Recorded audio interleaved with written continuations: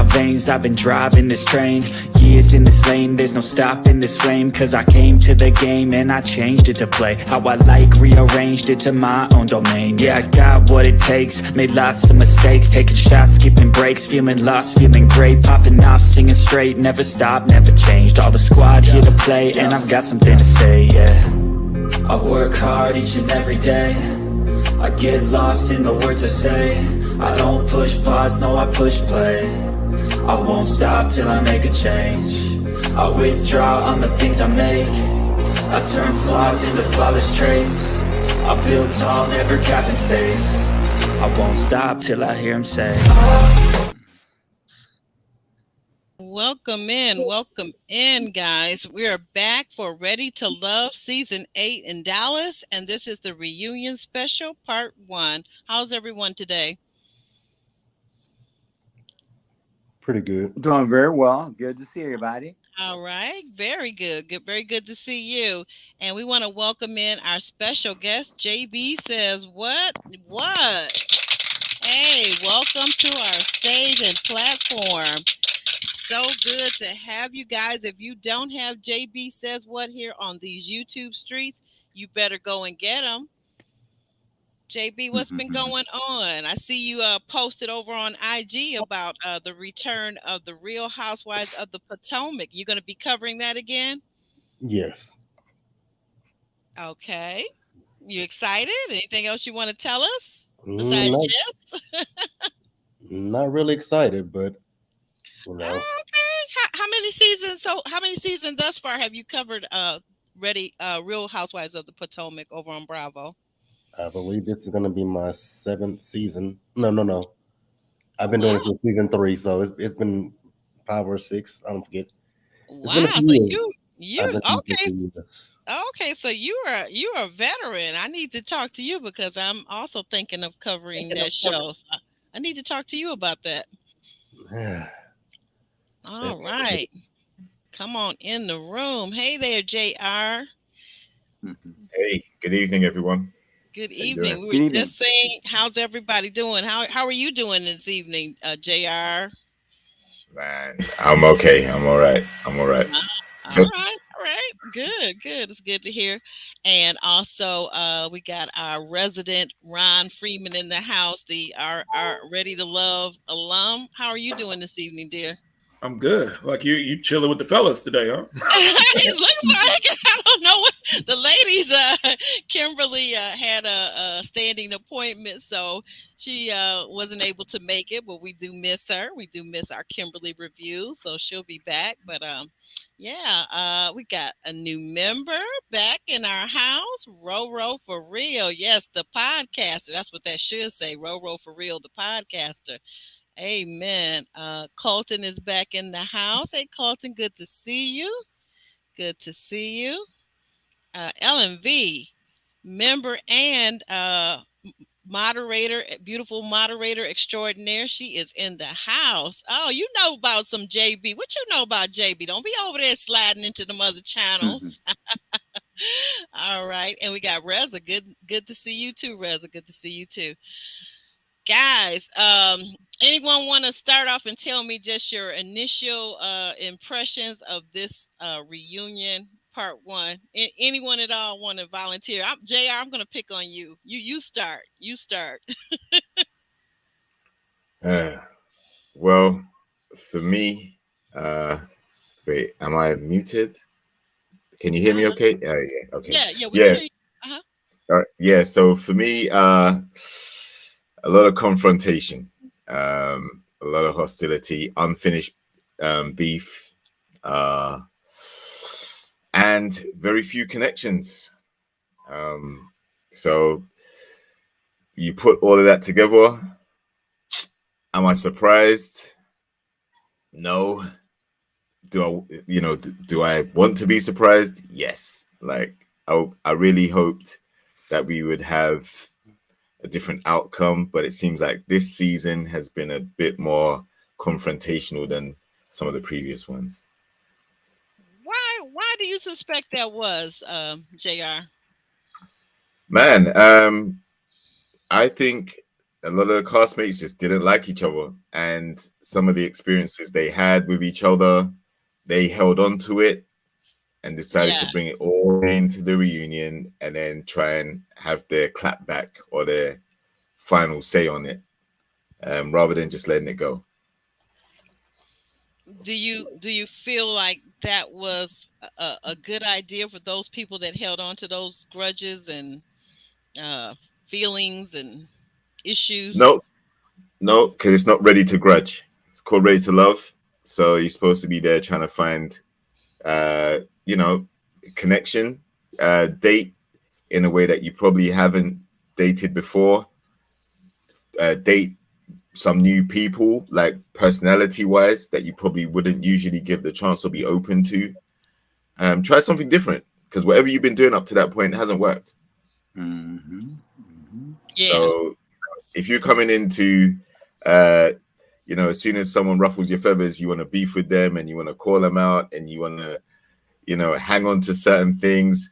And obviously there are things that production do to create narratives, but you have to be also be giving them the material for them to form those narratives. So, you know, Here's something that's coming from production. Let me add on to you guys. Yeah. They No, go ahead. Head of production told us this in the middle of filming. Mm-hmm. And they said, hey, if you guys don't got no connections and you can't give us the love and those butterfly moments, then we have to do this. And that's the drama. You know what I mean? It's like, if you give us the connections and the love and the butterfly moments that the audience want to see, then we don't have to do much of the drama side. If you can't get us that, though, then we have to show that. So it's one or the other with them, and that's coming out their own mouth. That's a inside tip. Oh, okay. Now that makes sense. That makes a lot of sense. But if the connections are not there, how can you force it to be there? You know, because really, if you're talking about loving someone, it takes you being a willing participant and not something that you just orchestrate, but something that just has this natural flow and vibration when you think about it. When you're talking about love, liking somebody, liking their beauty, liking their appearance is one thing, but actually loving somebody, it takes something that appeals on a deeper level. So if there is an attraction, it's a reason why. You can't just concoct it, I would think. Right. That's a good point. JB, any thoughts on the whole overall this first segment, this part one? What were your overall impressions? Confusion. That's it. I was utterly confused throughout this entire part one of the reunion. Did you see so far the couples that we were able to talk to, or the couple, I should say, not an S behind that? Did you feel like there was a real true connection? Well, I will say I've had conversations with Jessica, so I do see behind the scenes what she's told me, but on the show, no. But we've had conversations behind the scenes. And she's given me a little bit more detail about it. She said that they went on a lot more dates that we saw. So from what I've talked to her about, I see something different than what we see on the show. Okay. Well, is it possibility that maybe on your channel you'll be interviewing Jessica shortly? No. Okay. So I have a question about that.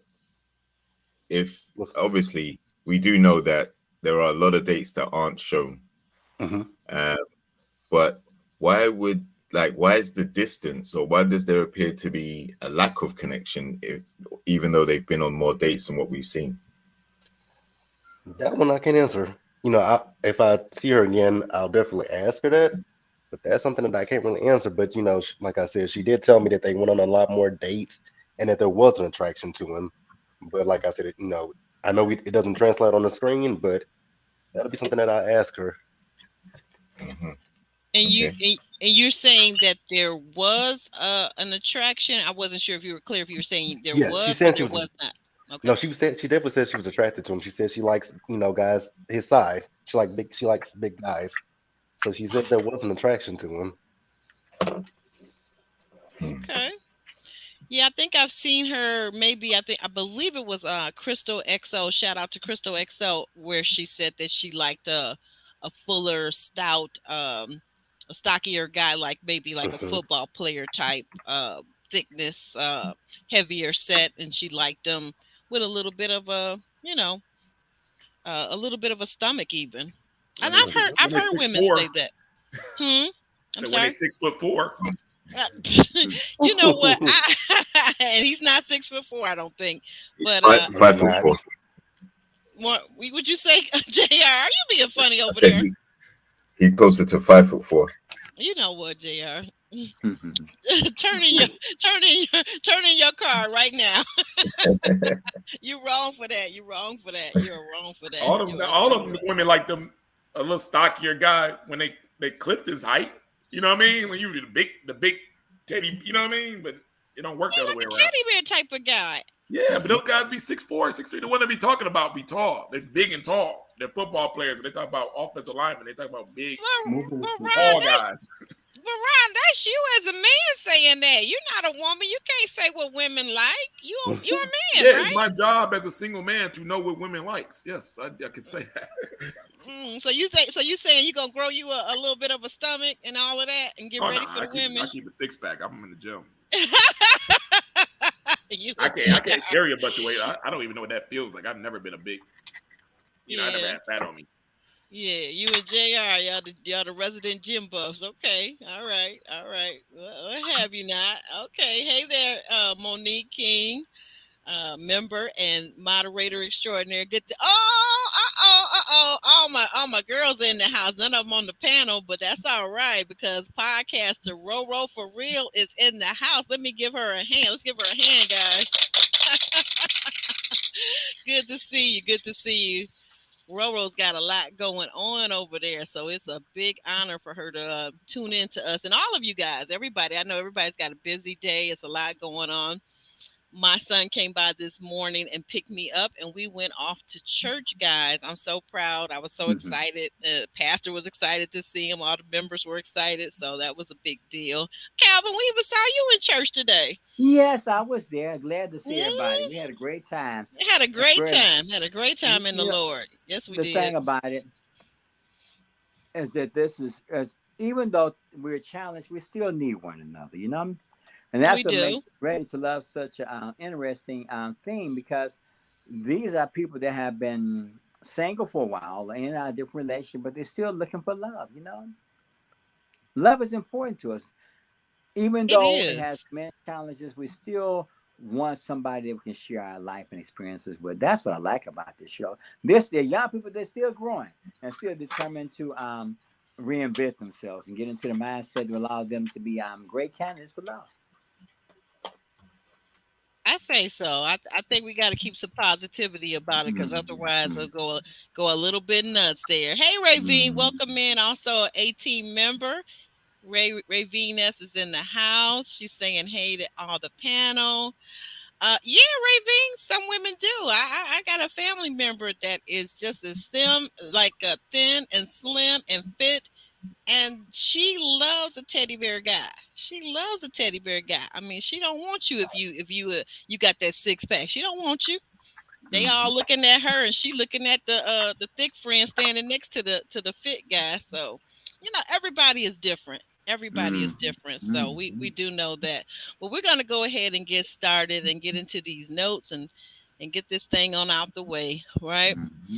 Yep. So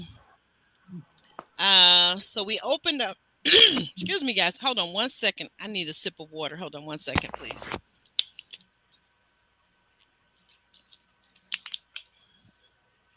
All right. So we open up at the reunion. Everybody, all hands are on deck. Everybody's dressed to the nines. You've got the gorgeous singles all there on stage on either side of Tommy for this great reunion event. So Uncle Tommy begins to chat with Curveball Katarina. and Mhm. all of her men. But before he does that, he talks to Curveball Chris. Some people call him Chris 2.0. Some people out there in the YouTube streets are calling him Country Chris, but I call him Chris 2.0. Chris 2.0. He's saying that basically it was an okay experience for him, and that he did the best with what he was given. He came in late. Some connections had already formed. Guys, what are your thoughts on that? Mm. Uh, I think Chris came in and definitely brought a different personality. Mm-hmm. I think even from an aesthetic standpoint, I expected a lot of ladies to like him. He tall, has confidence, quite articulate about his thoughts, feelings, and what he's looking for. Quite open. So I was quite surprised that he got voted off so early. Mm-hmm. But yeah, I think he was probably one of the better curveballs in a sense, because he definitely presented as having a lot more that women would like, and that could possibly have swayed them from the connections that they had. Problem is not a lot of connections were formed anyway. So Okay, all right. JB, did you have any thoughts about what happened with Chris 2.0 coming in, and as to what JR was saying, we would have thought with him being so tall, good looking, just classic good looks, that the women would have scooped him up right away. Do you have any thoughts on what might have happened? With Chris 2.0, I actually, yes, he's a good looking guy, but when he came in, it was always, every time he sat down, it felt like he was reading off a resume to the ladies. And I think that was what turned a lot of people off, was it felt Mm-hmm. like he was interviewing for a position instead of actually there to get to know the women. Because initially, I think at one point Janelle liked him, but every time you listen to him talk, it just sounded like a resume, like he was on a job interview. So I see why the ladies got rid of him as soon as they did. Mm-hmm. He kind of did some. What was he talking about? Basically, what he liked. His, That he had done him some act. modeling. Hmm. I thought that was interesting. I, been in that world myself for some years, and I would never be impressed personally. I'm just be real straightforward, blunt, and honest. I would never be impressed with a man who's coming to me in terms of romantically that tells me he's a professional model or has been a professional model. That would never do anything for me, but like, okay, okay, like, how is that impressive for a man? yeah, I mean, I understand that, because it's also the same with us men. We really don't want to hear about what what you do for a living too much, or what your career's about. It's Yeah, a and turn you're off. right. You're right. You're right. It actually goes both ways. You are absolutely right. But I'm saying, but if you just, even if we're sitting talking and you ask me what I do, you know what I'm saying? Maybe like somebody, I don't know, in some of those cases, like in the conversation, let's assume that the women, they were chatting back and forth, and they were, because you just meeting this person, so you probably do say, well, oh, what do you do? I'm a school teacher, or or I'm into what is it, BDSM or whatever with Marvin, yeah, whatever. And so people say that that's fine to tell what you do, but you're right, like, not even for women. You're right. That's a very good point. That's a very good Yeah, point I, that I you have think there. I think some of the uh, well, there was probably Jessica, and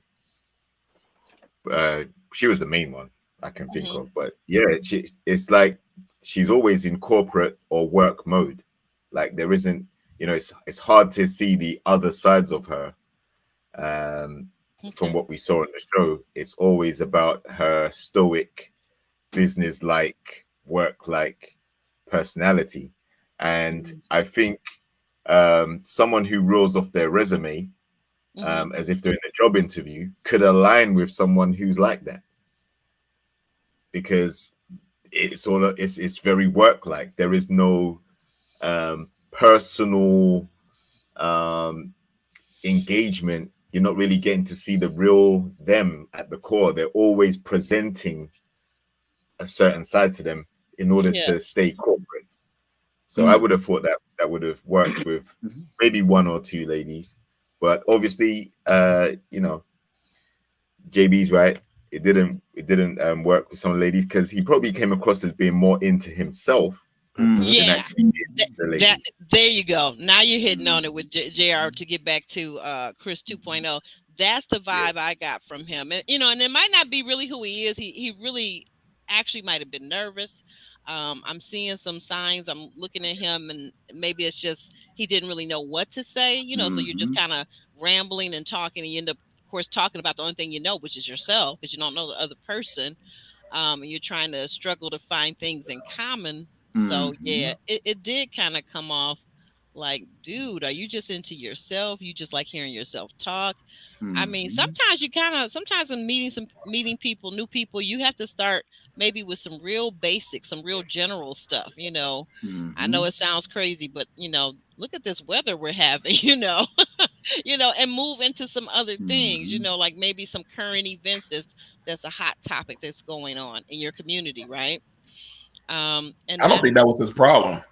You know, okay, what was it then? Because I struggle. I mean, because I thought he was fine. And no, he doesn't have a great. I would knock 9 or 10 of those girls out the way to talk to him, but he doesn't have a great TV personality. I'll give you that. Okay. But his problem, who you choose or who chooses you in the pecking order of Ready to Love matters.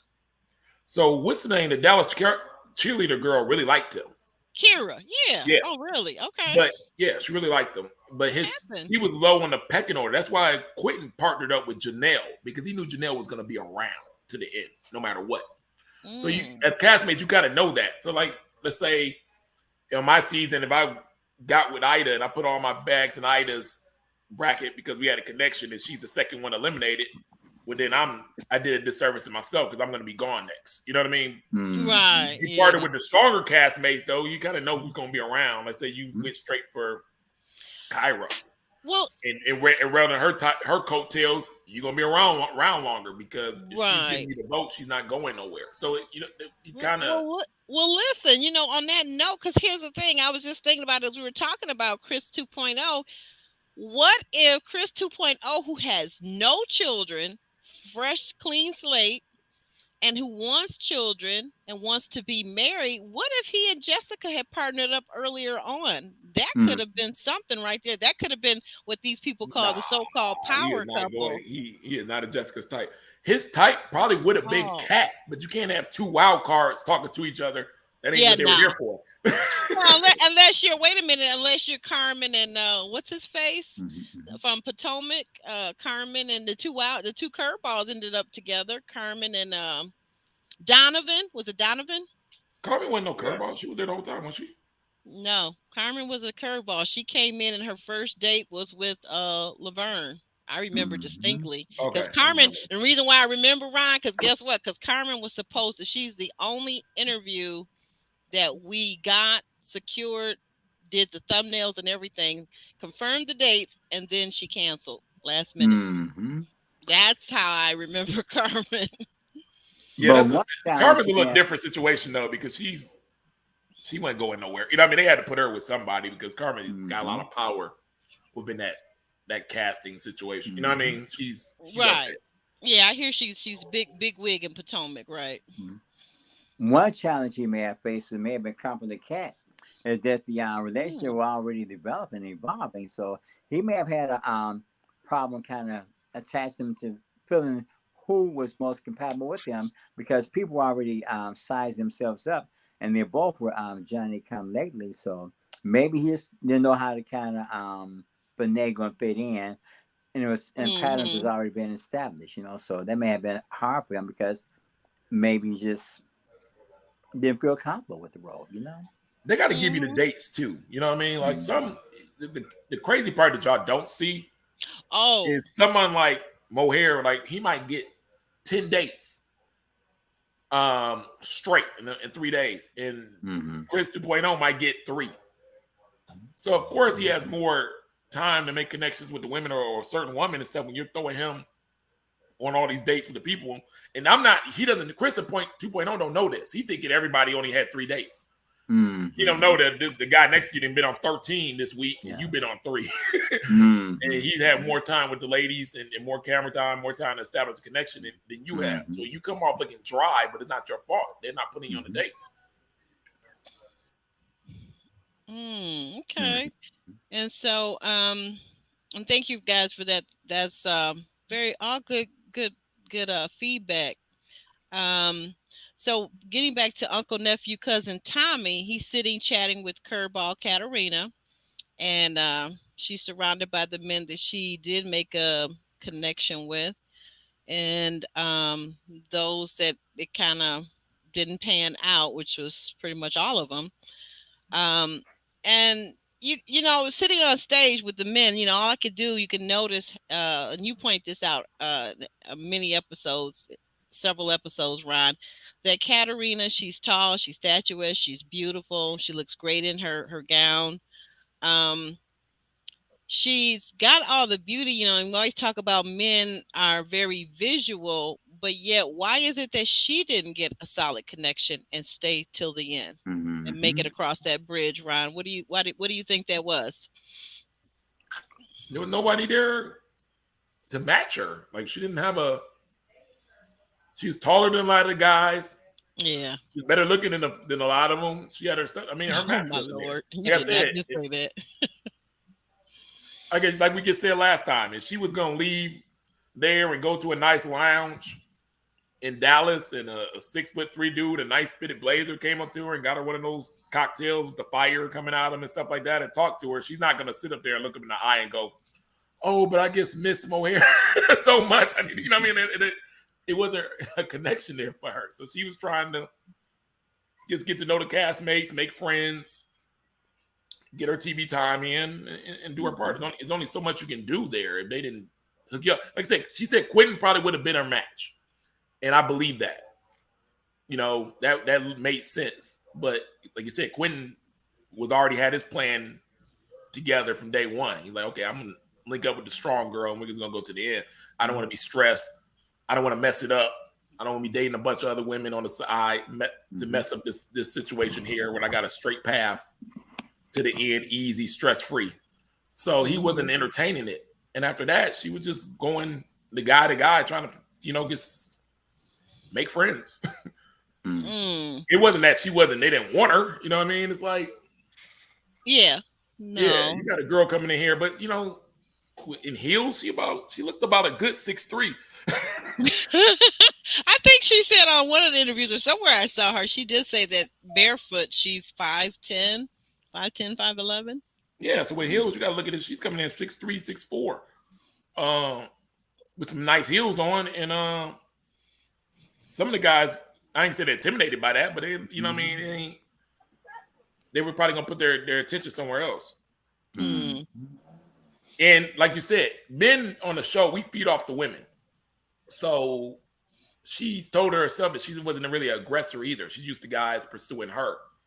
And it doesn't work that way on Ready to Love. We need the women kind of showing us interest and stuff in order for us to pick them and be all in and stuff like that. So she couldn't, her personality wasn't even fitting for what you do. You know what I mean? You're going to have to butter up and give the guys compliments, even if they don't deserve it and things of that nature, to kind of flirt and use your representative to butter the men up to get their votes. I mean, that's usually how it works here on Ready to Love. When the men have the power, oh, you get phone calls and the girls, oh, hey, how you doing? You know?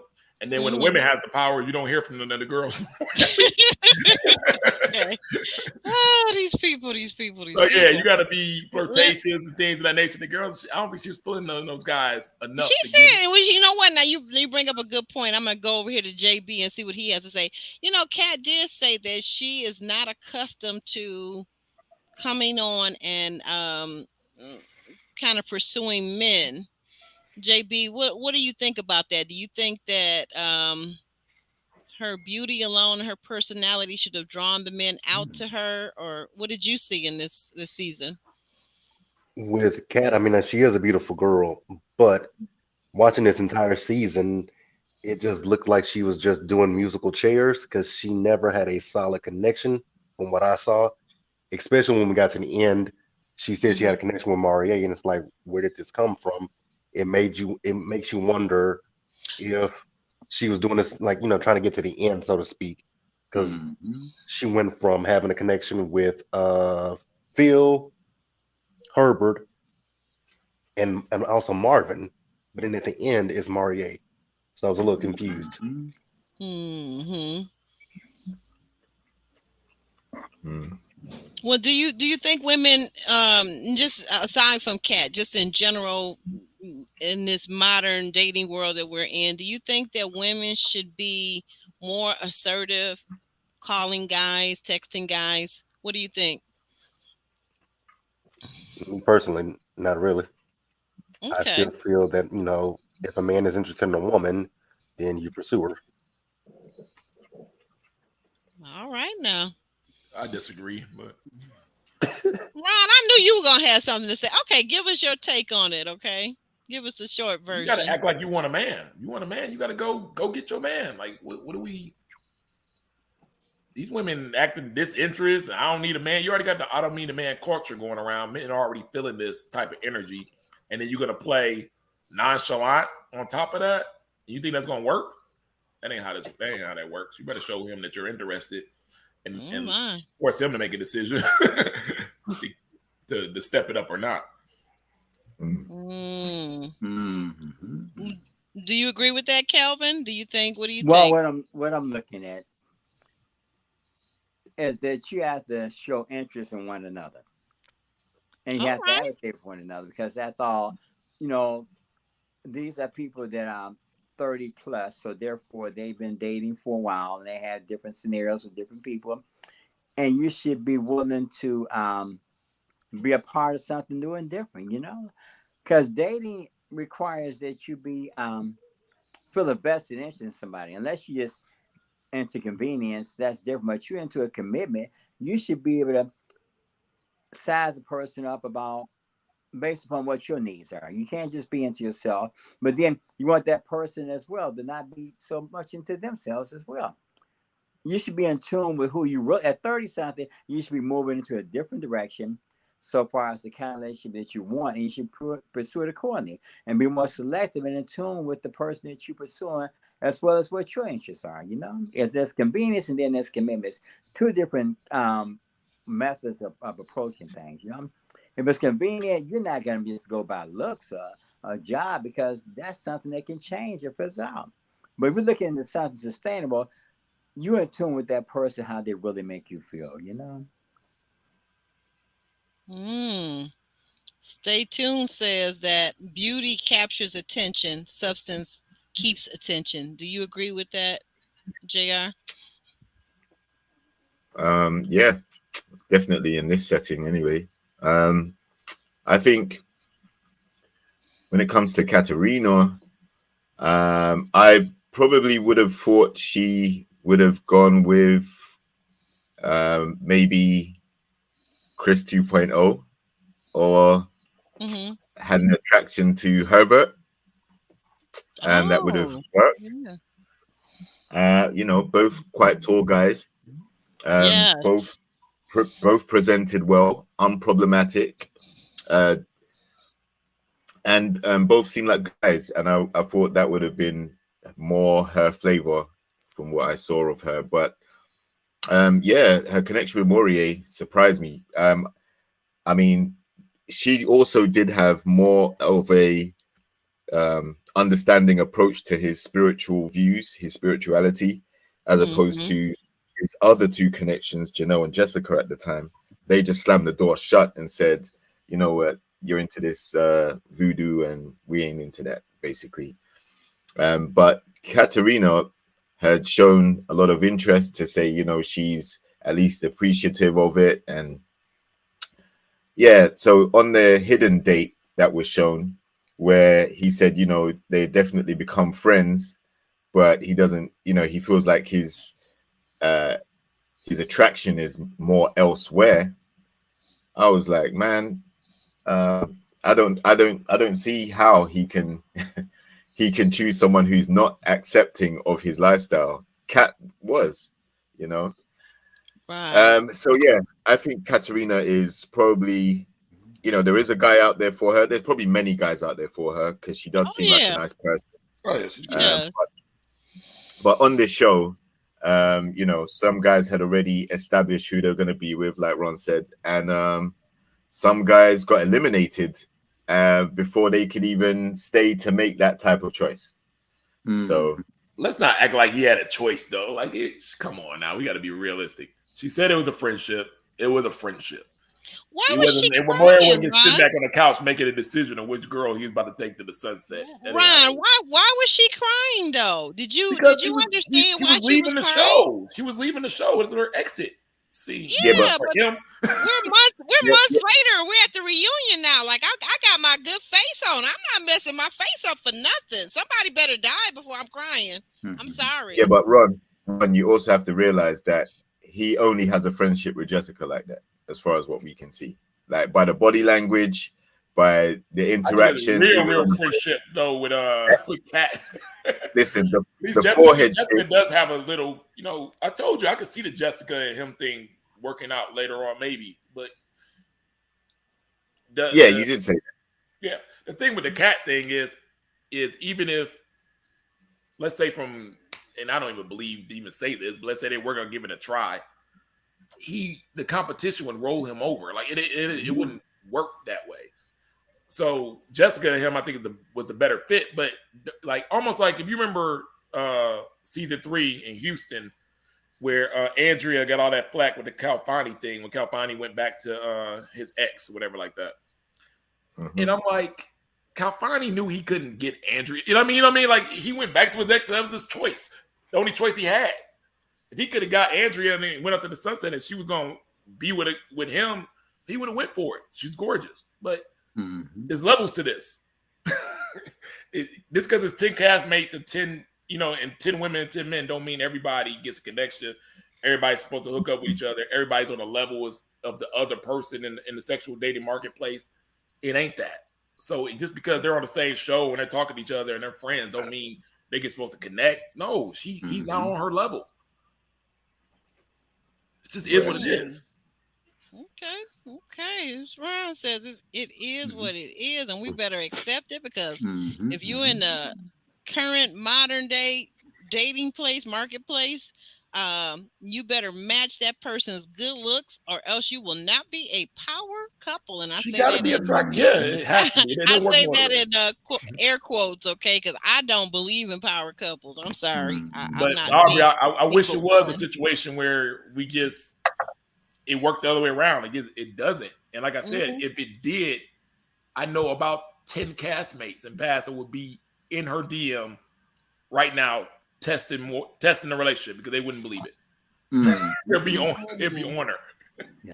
Oh, okay. So thank you for that. We're gonna move on. So they changed the scene. They changed the castmates on the stage. We get Comic Red out. We get Unique. We've got Janelle, who seems to be in just about every segment. Janelle is out with her man Q sitting next to her, but there's a little gap in between them. But basically, we're talking about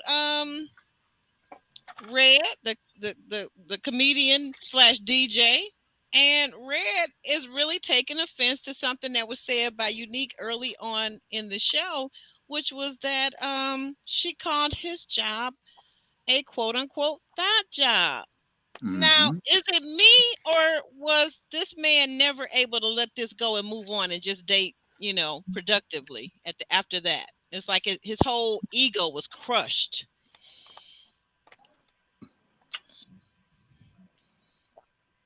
Well, like they said, you are a comedian, a public figure, but you're hypersensitive, And why? Why does that concept kind of get you and make you feel uncomfortable about yourself? But then that's interesting because we're talking about dating. You bring to the table whoever you are, so you just can't turn those feelings and emotion off. So when you're looking for somebody, you're looking for a person that deals with you for who you are and who you are not. It's not just about your vocation, your income, your looks, because you know it's another person that's there, that's up close and personal, that that person has to deal with, but so do you. You know, so dating itself should be kind of a friendship of sort, where you attract to a person in a very comprehensive way, and you should be able to deal with them and that accordingly. So after the sizzle goes out and the fizzle, what is going on Mhm. with that person? How do you deal with them? You know, if you're talking about something that's long term, convenience, that's different. Right, convenience, right, which is a lot of what this seems to be modern Yeah, hooking up is basically hooking up and convenience, that's right. and being used and using each other. Yeah. Um, Mm. Calvin, I got a question for you. So, more specifically, I don't know if you caught that Unique called this man's, and he feels like he's a very reputable man. He's been Yeah. married, he's Mm-hmm. divorced, he has two sons that he's raising. Um, how did you think that? How was he supposed to respond to that? Did he respond properly to her saying that the occupation or the job that he was in could be considered a thought job? Well, first of all, I mean, I'm not sure what a thought job is, Oh, okay. Oh but my. but what I'm looking at is um, who are you at the core of your being? You know, the job is one thing, but who are you in your up close and personal? Because the job is an extension of you, but there's something inside you. Do you make the job, or does the job make you? You know, you have to I think. heard that. And I I heard mean, you know, that. because really, whoever you are is transferable. But Mm. if you are all about that in your job, when you come home you crash and there's something is wrong with you up close and on a personal level, because your job can give you that all that, but when you come home, who are you behind closed in your private moments? That's the key, because Mm. your relationship is not just restricted. Your relationship with yourself, and you're on stage and you're all that, but you fall apart in your private moments. For example, I'm just going there not to be belaboring, but Will Smith, he's so stellar on the screen, but when he come home, he's not what he's falling apart. So you know, it's more to a person than just their job. It's who you are that makes a Mm. difference. You know. Hmm. Yeah, I would carry on from definitely what Calvin's saying. I think Red's problem is he leads with his comedy slash DJ work. Like he leads with Right. his career. So it's a very important conversation piece, a very important part of his identity that he likes to present at any given opportunity. He does have a 9 to 5, and he hasn't Right. spoken about that the entire time on the show. And that's actually a more stable, lucrative career. But I won't say lucrative, it's a more stable career, more normal career. But he likes to lead with the other stuff because that is what gets him opportunity and visibility in the entertainment field, right? NFL, NBA, all these different corporations and sports organizations paying him to do that. He kind of may have thought that some of the ladies would have been wowed by that, when in actual fact he came up against Unique, and Mm-hmm. Unique basically, not only did she not know who he was, but she wanted to shoot down his ego with that comment. Mm-hmm. Yeah. So that's why he didn't let it go, because it was like a very personal shot that he probably thought the audacity of this girl, first of Yeah. all, to not know who I am, but then to try and say that my job's a thought job. And that hampered his dating because he spent a lot of time concentrating on that. I Yes. wouldn't have given, Yes. Talk about it. I wouldn't have given Unique the time of day after she Mm-hmm. disrespected me like that. Like she would be out on an island by herself trying to talk Yes. to Marvin. And like I said already, Marvin has the biggest fought job out there going. It's actually a sex industry vocation that he has, and he leads with that all the time. And she preferred that. So she contradicted herself big time.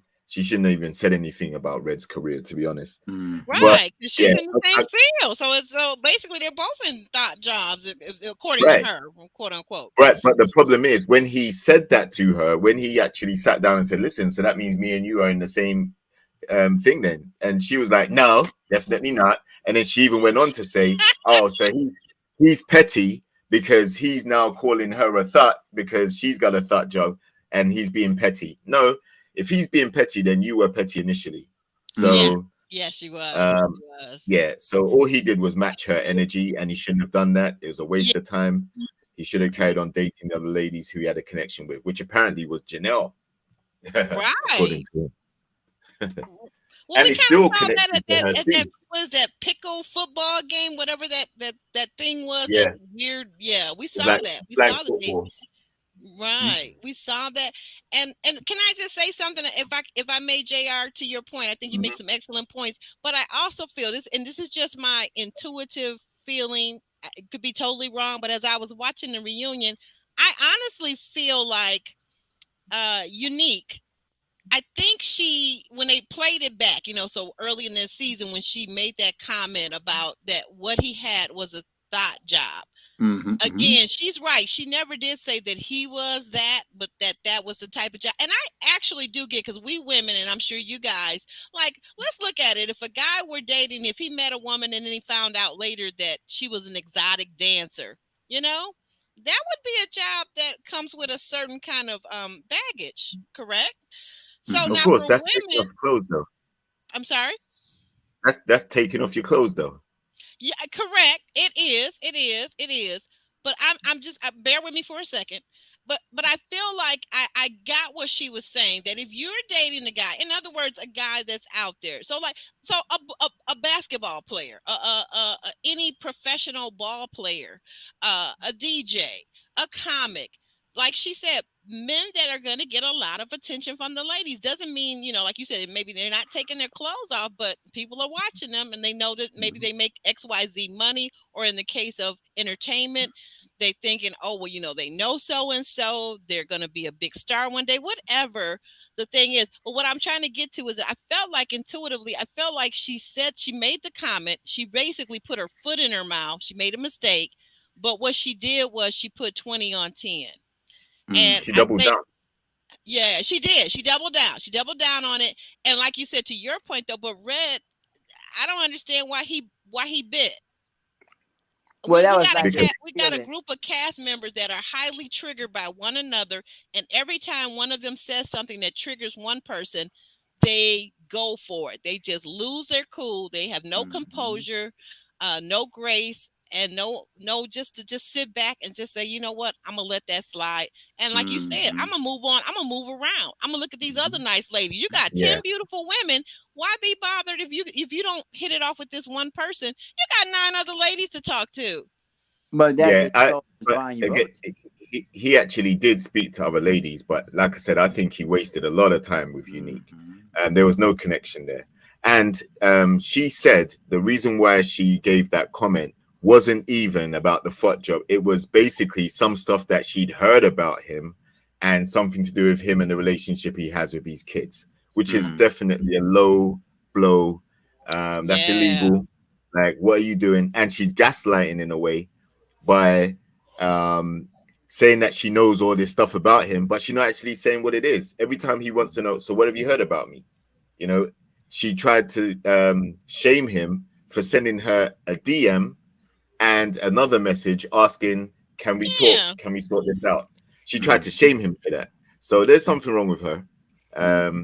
She's really got animosity towards him for some reason, because at no point in time did anybody else raise any concerns about his kids or anything like that. But she said specifically that her comment to him was pertaining to stuff she'd heard about him, instead of it actually being a foot job. So, but I can see the point where, some occupations in the entertainment industry, especially, you're going to have access to more people. You're going to want people, you're going to have groupies. You're going to have people that want to get an opportunity. If they date you, can you put them on? If they do favors or whatever else, right?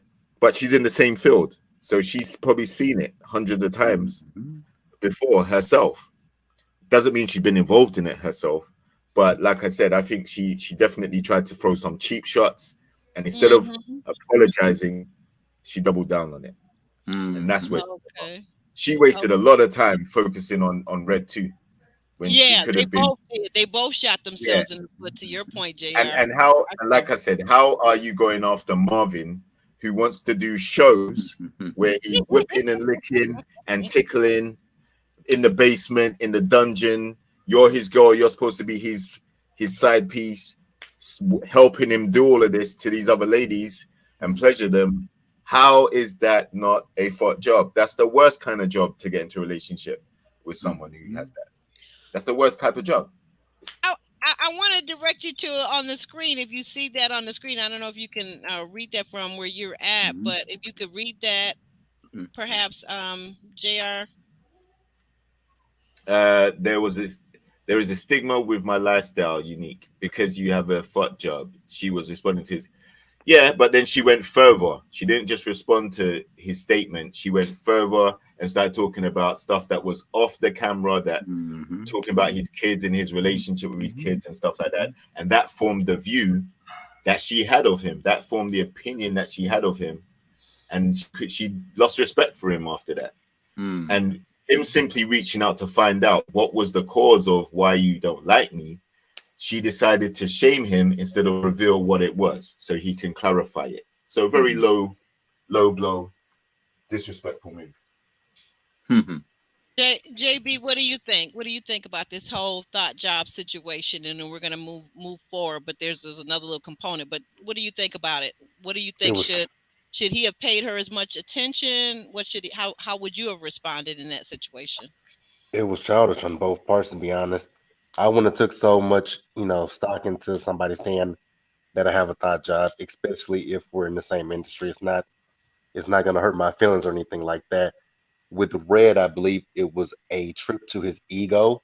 I think he wanted to use what he does to, woo the ladies.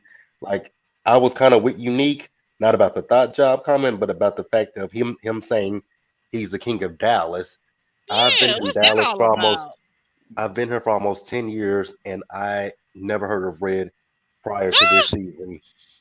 So I don't know how he's the king of Dallas. That's not any shade toward him, but I've just never heard of the man. So I think it was just really an ego trip. And when she made the comment the first time, he addressed it. Let's let it go after that. But he kept going. He kept coming back and back about the comment. I'm like, it's not that deep. Like, she said you have a thought job. Tell her you have a thought job too. We in the same industry, so pot, meet, kettle, something like that. Yeah, I'm trying to understand. You say you've been in Dallas for 10 years, huh? Yeah, almost 10 years. Well, Ryan, you know these people. Come on, what's your? We're gonna move on. I'm gonna move forward. But Ryan, what's your thought on it? What's your opinion on? Should he have responded to that whole comment that she made, or should he just moved around? Yeah, I mean, that's a storyline. You wouldn't have had a storyline if it wasn't for the thought job thing. So you should have been making a storyline by making a connection, though, Ryan. Yeah, I guess, but they kept putting them on dates together. The show wasn't to exploit that storyline. They're yin and yang, right? Because you got a person like Unique who seems kind of socially awkward. She ain't out and about, so you have somebody like Red who in the streets out and about. So the lady's gonna be nice to Red because sometimes you're gonna need some tickets to something. You're gonna call up Red, and he gonna have a connection there for you and things of that nature. She don't need that from him because she ain't gonna be out and about anyway. So she can care less about his job. She can care less about his connections. She can care less about probably him, period. And that's why she gave him that type of energy. She's more low key, kind of got a low key freaky side and stuff. If that word we're seeing now, we're gonna find that's out a little on the bit low more about type that in stuff. a minute. She want to be in the house on the low, on doing that. On Red the want to be low. outside. But you know what I mean? And be the connects and act like the man and things of that nature. He's gonna lead with his job because you're gonna lead with what works for you. You know what I mean? And I understand that. But I've seen Red do his job, DJing. It is a thought job. Women was hanging all around the DJ clubs, booth. Like the DJs were highly sought after. Okay, you got the bottle there. You giving the girls the drinks while you're DJing. Like, I've seen it. It is what it is. But yes, like you indeed. said, I think he's at the point where he's struggling to. When you're in that scene and out and about and things of that nature, you get to the point where you have to transpire that to more manhood stuff, more stuff with purpose and things of that nature. I think he's in that transition, and that's why he got offended, because he's like, you know what I mean? It's hard to explain, but when you're trying to transition and somebody calls you out, oh, you got a thought job. Oh, you were divorced. You're, you know what I mean? They're calling you out on stuff like your name ain't good in the streets. It almost like it hits different, because he's trying to transition from being out in the streets, having a thought job, all the stuff she said is true, to being a man, maybe finding a wife, maybe being there better. You know what I mean? When you're trying to transition and they're calling you out on your old stuff, you're going to get defensive, and that's what he did.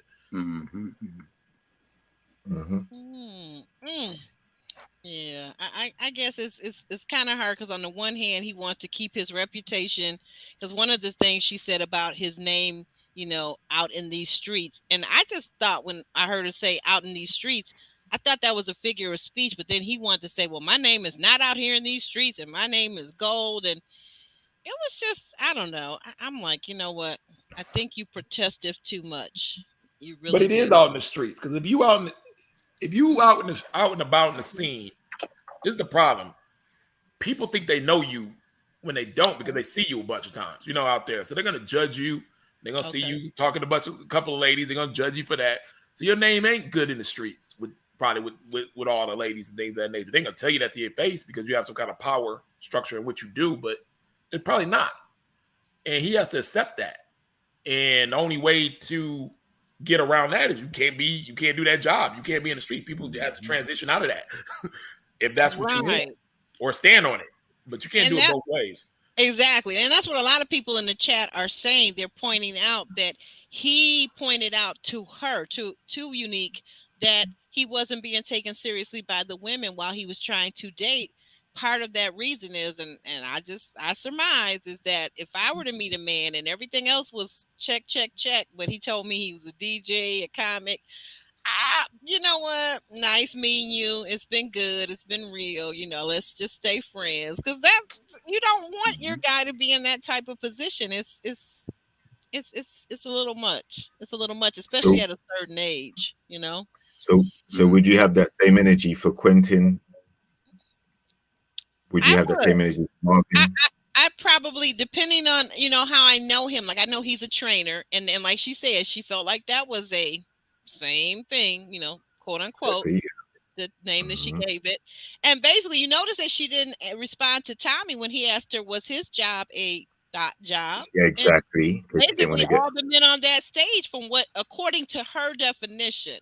And I'm not saying it doesn't mean that a guy has got to be loose. He's got to be, out there slinging it and just, no morals, no self-control. But I don't know. That thing with the training, I don't know. That's a question mark. That's a question mark. But the DJ. And what about Marvin? The DJ, oh no, he would never. Exactly. So that's the point.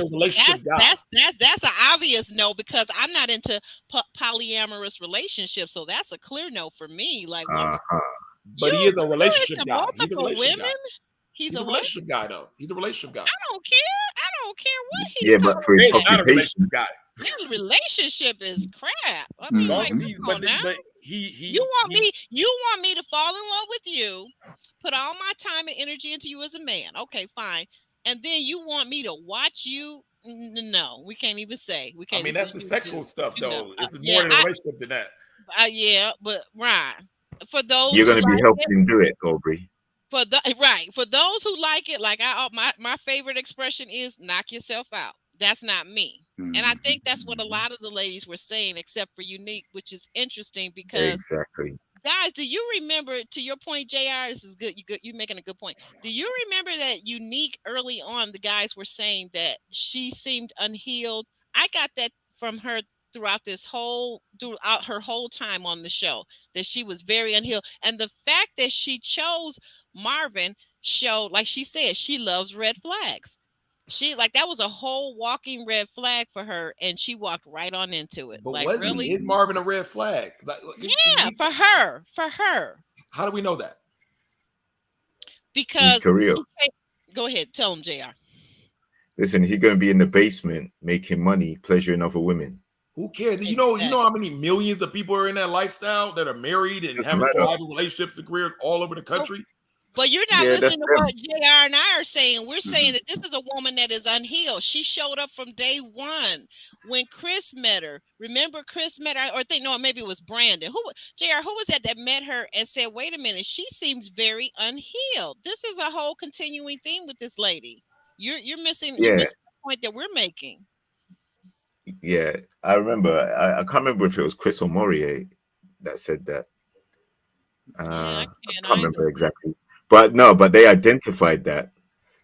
But still, she even admitted on this stage that she wanted that she's had some low quality sexual experiences, and she wanted that attracted her. So that's not love.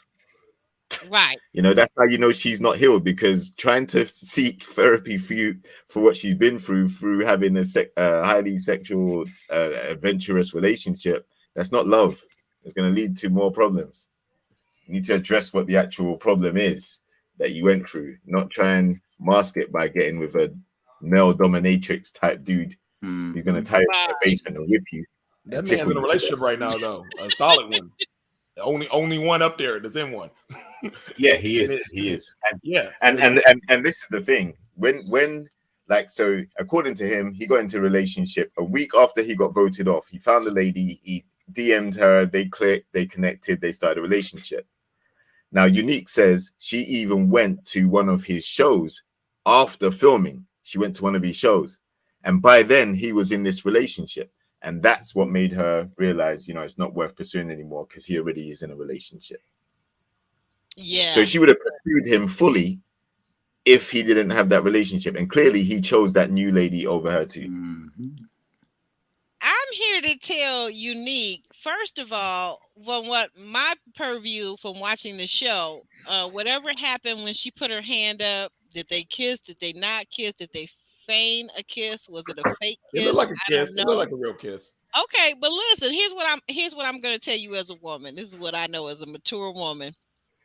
Whatever she did to him on that kiss, when he came up, the look on his face, he did not enjoy it. Okay, let me just say that. So I've never had that problem myself, right? So now, if you can't kiss, this is the first rudimentary foundation of all of the other things that are built upon it in a physical intimacy. Okay, so now if a person can't kiss, male or female, there's going to be issues. Does that make sense to anybody out there? Yes, no, raise your hand. No, I get it.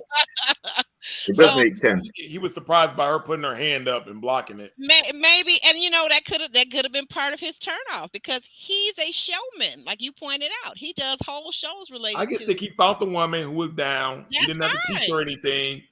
It wasn't a castmate. Right. It's kind of weird to kind of be in that type of scene with a castmate, and they clicked. So men are going to take the easiest path to what they want. And like I said, it's like Quinton links up with Janelle to take the easy path to the end. Let me tell you something. Being nosy, I'm on Instagram, so I go over to find out who this new Juju lady is that Marvin is now in a relationship with. And what I found was, I love her page because she's vegan and she puts up recipes all the time. And I'm like, okay, I need to drop some weight. I need to tone up. I need to check out some of this vegan lifestyle. I'm not going to say I'm going to become a vegan, but there are days when I do, meatless meals, right? Mm-hmm. Meatless Monday and all those type of things. So I'm happy. I'm happy for Marvin. If he found his one that's into his lifestyle, she seems to be all in. They're doing interviews all over these YouTube streets. Yeah. I'm happy for them. You put it out there. I'm not jealous of anybody. And the show probably helped them with that, because the women see what he's into. She DM'd, they be in the DMs. And when you get off when you get on the Yeah, show, so he James was jump probably able off to be in the like, okay, this was DM. with it. She's kind of cute, natural look like I like. Let me really put it Mm-hmm. out here. He probably type of stuff like, are you down for this, and this? She says short. They meet up, they click. When you're Marvin, you're not looking for a bunch of women. You're looking for one. That's what he's used to probably. Dating one woman, into that lifestyle, into what they do, and growing together that way. So he wasn't looking for 100 connections, and he found the one right away. Sometimes I'm weary of getting into a relationship right after you leave the show, because I did that mistake myself, and it's just like you're not healed yet. You're not ready to love. I'm dealing with that BS to get into an actual relationship right after it. Yeah. But Okay. this one seems like it's working out. So I'm happy for Marvin. Mm-hmm. And Mm. yeah, I also found it ironic that considering where some of the things he's talked about doing like orally and things like that, he was the one that was recoiling from the kiss, feeling a certain way. I would have thought it'd been the other way around. But yeah, at the end of the day, I just still don't understand how she can go in so hard on Red, but then the guy that she actually likes and is trying to ride for and end up with is in the sex industry. Like he actually works in that Right. profession. Mm-hmm. So Well, that's confusing. And it it is always will. confusing. If you like a guy, it's different. You can't be so vocal and outspoken and show disdain for something that's lighter than the actual connection that you want to have with someone. That doesn't make sense. Yes, I don't know. It's a whole thing, but we progress. We progress. So yeah, the red flags with one man that he's a thought job, and a whole nother man is over here giving whole shows and having orgies basically, and but you're all into him. You know what, guys? I guess I'm gonna say one more thing, and Calvin, maybe you can say something to this. Is it just the looks too? Because Marvin looked the way he looked as opposed to the way Red looked. Maybe if someone said this to me the other day, if a man looks a certain way, he can get away with, just like with women, you can get away with maybe a lot more. Do you But think as it that's looks it? so as a character, she may have been turned on by Red's character more. I mean, Marvin was comfortable with himself. Yeah, Red, he was. Red was not, and Red that's was the thing not. about dating and you have to be comfortable within your skin. Mm, It's gonna show up. I mean, like I said, you have a 9 to 5, you're a power player, but you come home, you may be in shambles. It's not just it's who you are at the core of your being that really does make a difference, because that's what's transferable. When you feel good about yourself, you feel good about yourself regardless of what you do. yeah, that's true. And I guess we can all agree. We'll wrap up on this segment.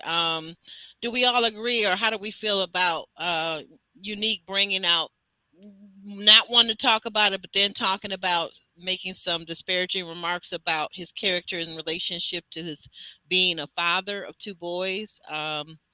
Any of you guys, you're all men out there, you need any thoughts about that? Because I really wanted to know, well, what was that related to, especially since you didn't connect with him? There's no possibility of you becoming his life partner. So what does that It what was something you relationship? didn't like about him, and you just crucified him. You had him right where you wanted, and you just made him. You made him Mm-hmm. feel. You knew right where to go. You went to his jugglers, his Achilles heel, and Mm-hmm. you played it to the max, and he fell for it, hook, line, and sinker. Yeah, yeah, I thought that was very distasteful. What Mm-hmm. would you say, JB? What would you say? Thank you. I absolutely agree because I didn't like the fact that she talked around it at first, but then she brought it out. I just thought that was kind of a low blow. If you don't have a connection with it, if you don't like him now, didn't have a connection with him then, what is the purpose of you mentioning his relationship with his kids or lack Mm-hmm. thereof? Yeah. It has nothing to do with you if you're not going to be with him. Right, right. Well, on a more solid note, in the Green Benjamins, uh, Red did monetize it and create a T-shirt and was selling T-shirts, but Mm-hmm. Uncle Nephew Tommy wasn't budging. He said he didn't want one. Yeah. Mm-hmm. He said he did not want one. you know. So, Mhm. oh well, maybe next time. Maybe he'll order one online. Who knows? Um, so now we're gonna move forward to the next segment, which is Marie and Jessica. Oh my goodness, Marie and Jessica. One of the first things that I noticed in this scene, guys, with Jessica and Marie, why are they not matching? They're supposed to be a whole couple. Didn't they say I do over on the bridge last time we saw them? So she's got on like a pink thing, and he's got on like a orange tuxedo with black trim. I'm trying to understand this situation. Usually, if you're a couple, if you and I are going to a big event, I'm gonna call you up and I'm gonna say, "Hey, boo, this is I'm wearing this hot pink. Like, do you think maybe you could put a tie with it to kind of let me bring it over and let's go shopping and get you a tie that matches?" Is that not how guys do things like that anymore, Ron Hmm. or Jr.? I'm sorry. Go ahead. Yeah. Listen, I think either they're taking it very, very, very, very, very slow, or you know, their connection isn't as strong as what they're making out. Um, they did say that they were going to couple up on the bridge, and you would have thought that there would have been some growth, some closeness. Not necessarily saying hold hands, and everybody conducts their relationship different. She has said that she's not a big fan of PDA anyway.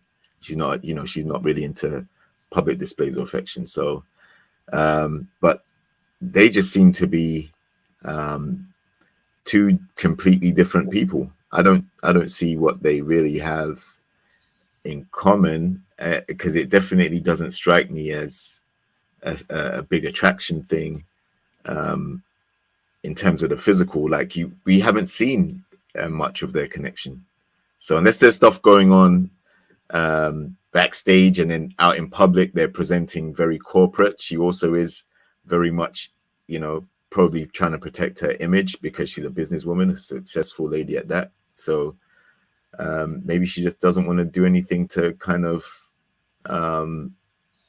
put her personal life out there in public view. Hmm. Yeah, I guess, but I mean, just the matching up of the outfit, that's not a PDA. That's just a sign of solidarity. That just says that we're gonna look good in our pictures together. We're gonna have our aesthetics matching, to some degree. Just a pop of color. Personally, I like a man in a black tux, so it would be always the tie for me. But something, a kerchief, something, a silk scarf in the pocket. You know what I mean? He had on black shoes. Hey, this is the best outfit he had on the whole show. So we ain't we ain't gonna nitpick. We ain't gonna nitpick on that one. He did look nice. I'm not saying he didn't look nice. I was just saying they didn't match. But I never said he didn't look nice. I told you, Marie has grown on me the last couple of episodes. Jessica ain't gonna match. She ain't into. She got that masculine energy. She ain't on that girly girl. Let's match her. You know what I mean? She's not into that girly girl thing. Nah, she on that masculine energy. She wants a yes man. Mario's playing that part as a yes man. It's what she needs. And Exactly. Yeah, I agree with you there. Yeah, and I think she could have named any qualities that made him stand out from the other men. It isn't. He doesn't have any. He put up with her stuff. He's a yes man. He gonna tell her what she wants to hear, and that's what she gets out the deal. When he gets out the deal, he gets a fine woman to look at, and help his ego out through that stake. So it could work. It's just not gonna. It might not. He's gonna have to soften her up. He's got to get. And I keep saying, I think it's gonna have to get sexual in order to get to that level for her to open up and things of that nature. But if he can do that, I can't see why it wouldn't work, because I don't see a bunch of other competition coming in there trying to steal Jessica away or him. Like, you know what I mean? Like, she wants a man, she wants kids. He wants those things too. He got a good man who's gonna appease to what you want and what you got going on, and support you with your business and things of that nature. I mean, that's what it is. This is what, if you want to be a power woman with some masculine energy and things of that nature, this is what your man looks like. This is how he acts. This is what you get out the deal. So once he understands that and she accepts that, I think it's going to be a long-term relationship. Ryan say this is it and this is what it is. Yeah, I mean, end of the road, both of y'all. Make it work. You know what, Ryan? You ain't right. We're going to have a long conversation one day soon. When Jessica is asked at what part of the process did she catch feelings for Marie? And she says that she was neutral throughout most of it. I was confused. I was like, wait a minute. You were neutral. You're a very, very beautiful wordsmith. So I know you understand what neutral means. Neutral means you don't have feelings or preference toward this man. So, Uncle, nephew, cousin Tommy was asking you, when did you catch feelings for Marie? And you busy telling us that you were neutral. Then she's asked again. She was asked another question. Oh, for her to basically define what it is she liked about him. And she was struggling. I was like, oh my goodness, you can just use what he's shown you in the show. Marie on the show showed you that he was affectionate. He was into you. That he wanted you and he was willing to bend and be malleable for you. What is so hard about mentioning any of the things that he's already done, girl? I'm lost. Was it just me? JB, what did you think? I mean, from looking at the show and their interactions, it doesn't give a connection. It just gives convenience. To me, that's what it gives, just looking at it from the show's perspective. Because I mean, there was even on the couch with them, there was a lot of space between them. Even in the first scene when we saw them sitting on the couch, and in this scene, there was just a whole lot of space between them two. And so it leads you to your own interpretations of the relationship. All right. I mean, you have a time frame that you operate from within the show setting, and liking somebody is one thing, loving them is a different set of particulars altogether. You're attracted to them on a deeper level, and have something choreographed or contrived that's different than something that's really intense and personal. You can say things because it's convenient, but how you deal with a person is different. So I'm looking at a lot of these relationships. They're like convenience contrived more than something that's on the intensity that you say, I really love this person, because they're all kind of challenged, on some level, but maybe that's just my perception, It doesn't seem that they're really into themselves like they could be or need to be for love.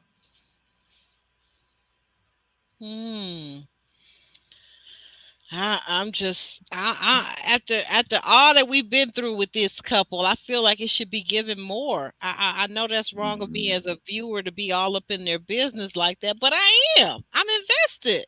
I need to see more. JR, what about you?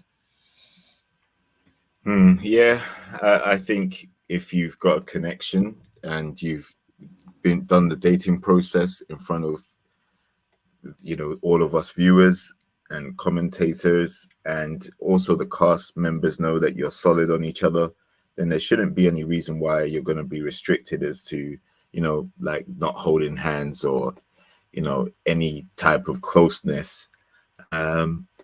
It's confusing, but if that's I'm sure they've discussed how fast or slow they want to take their relationship in terms of the pace.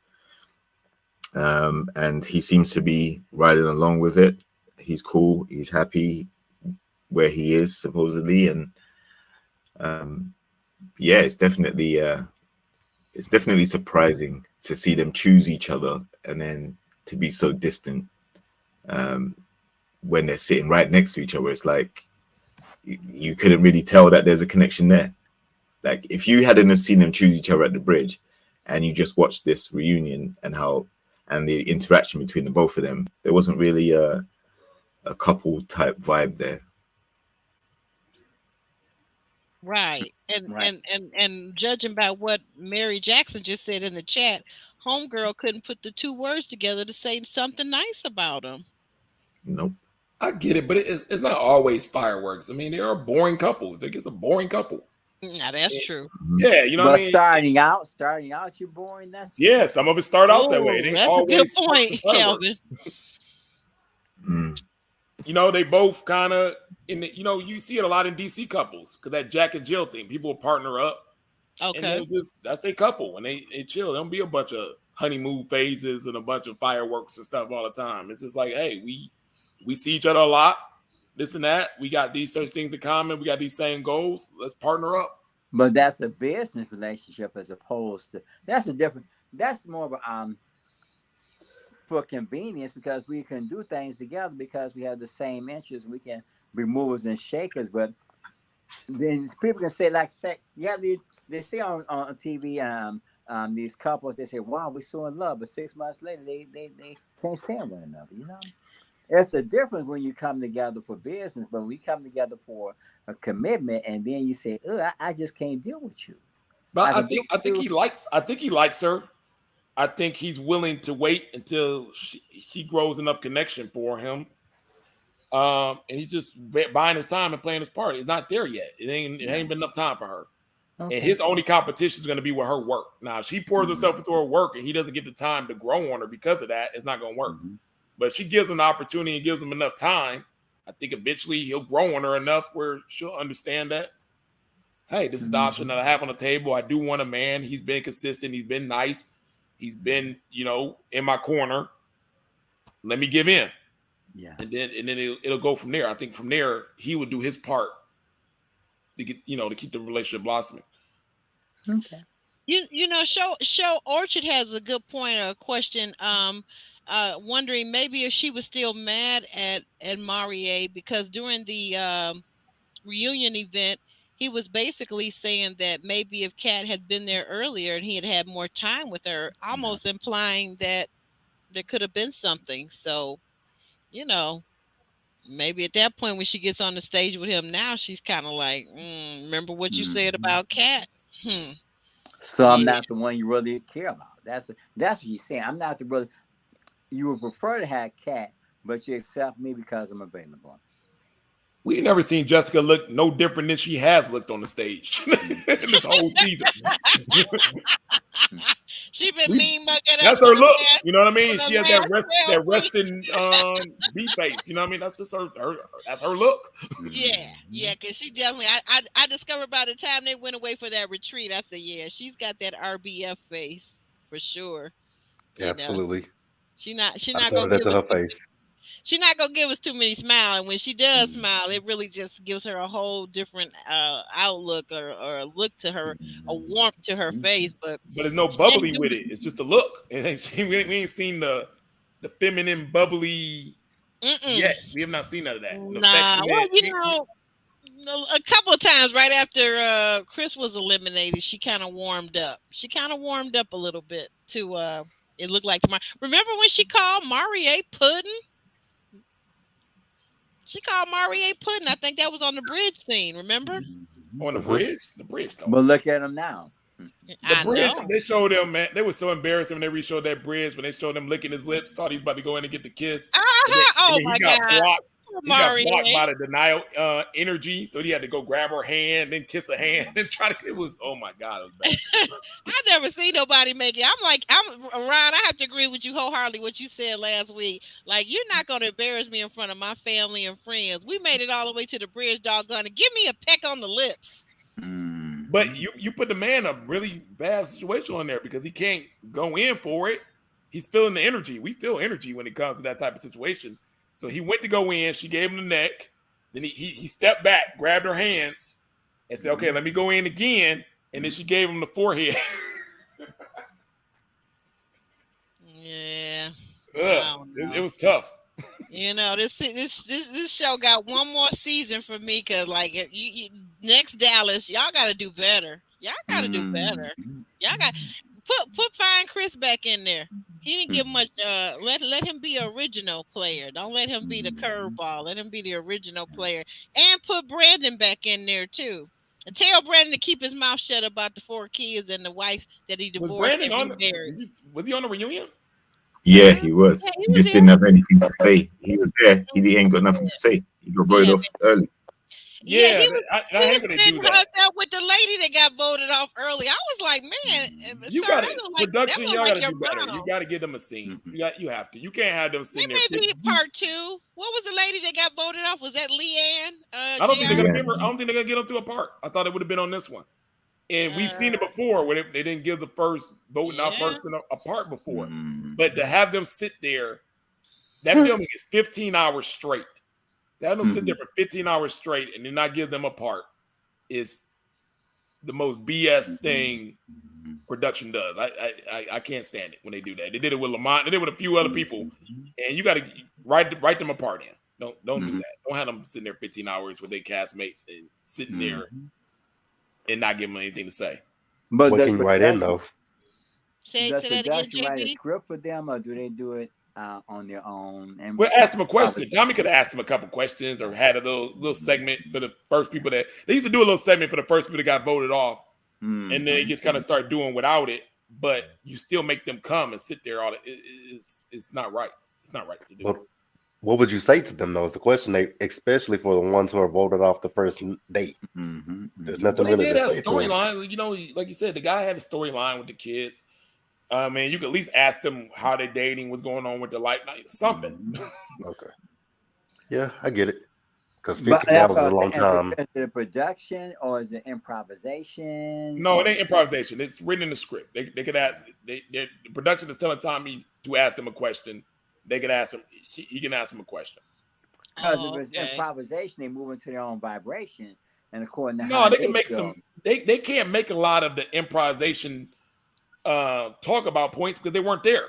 Yeah, because they were first off. So you gotta actually put them into the script because they can't be commented on what happened to Janelle and Quinton on week 7 when we they were weren't gone week there. 1. Yeah. Oh, okay, I see what you're saying. Okay, so we press forward, guys. Next scene that we've got Habibi and Sierra on their first day. We see the clips.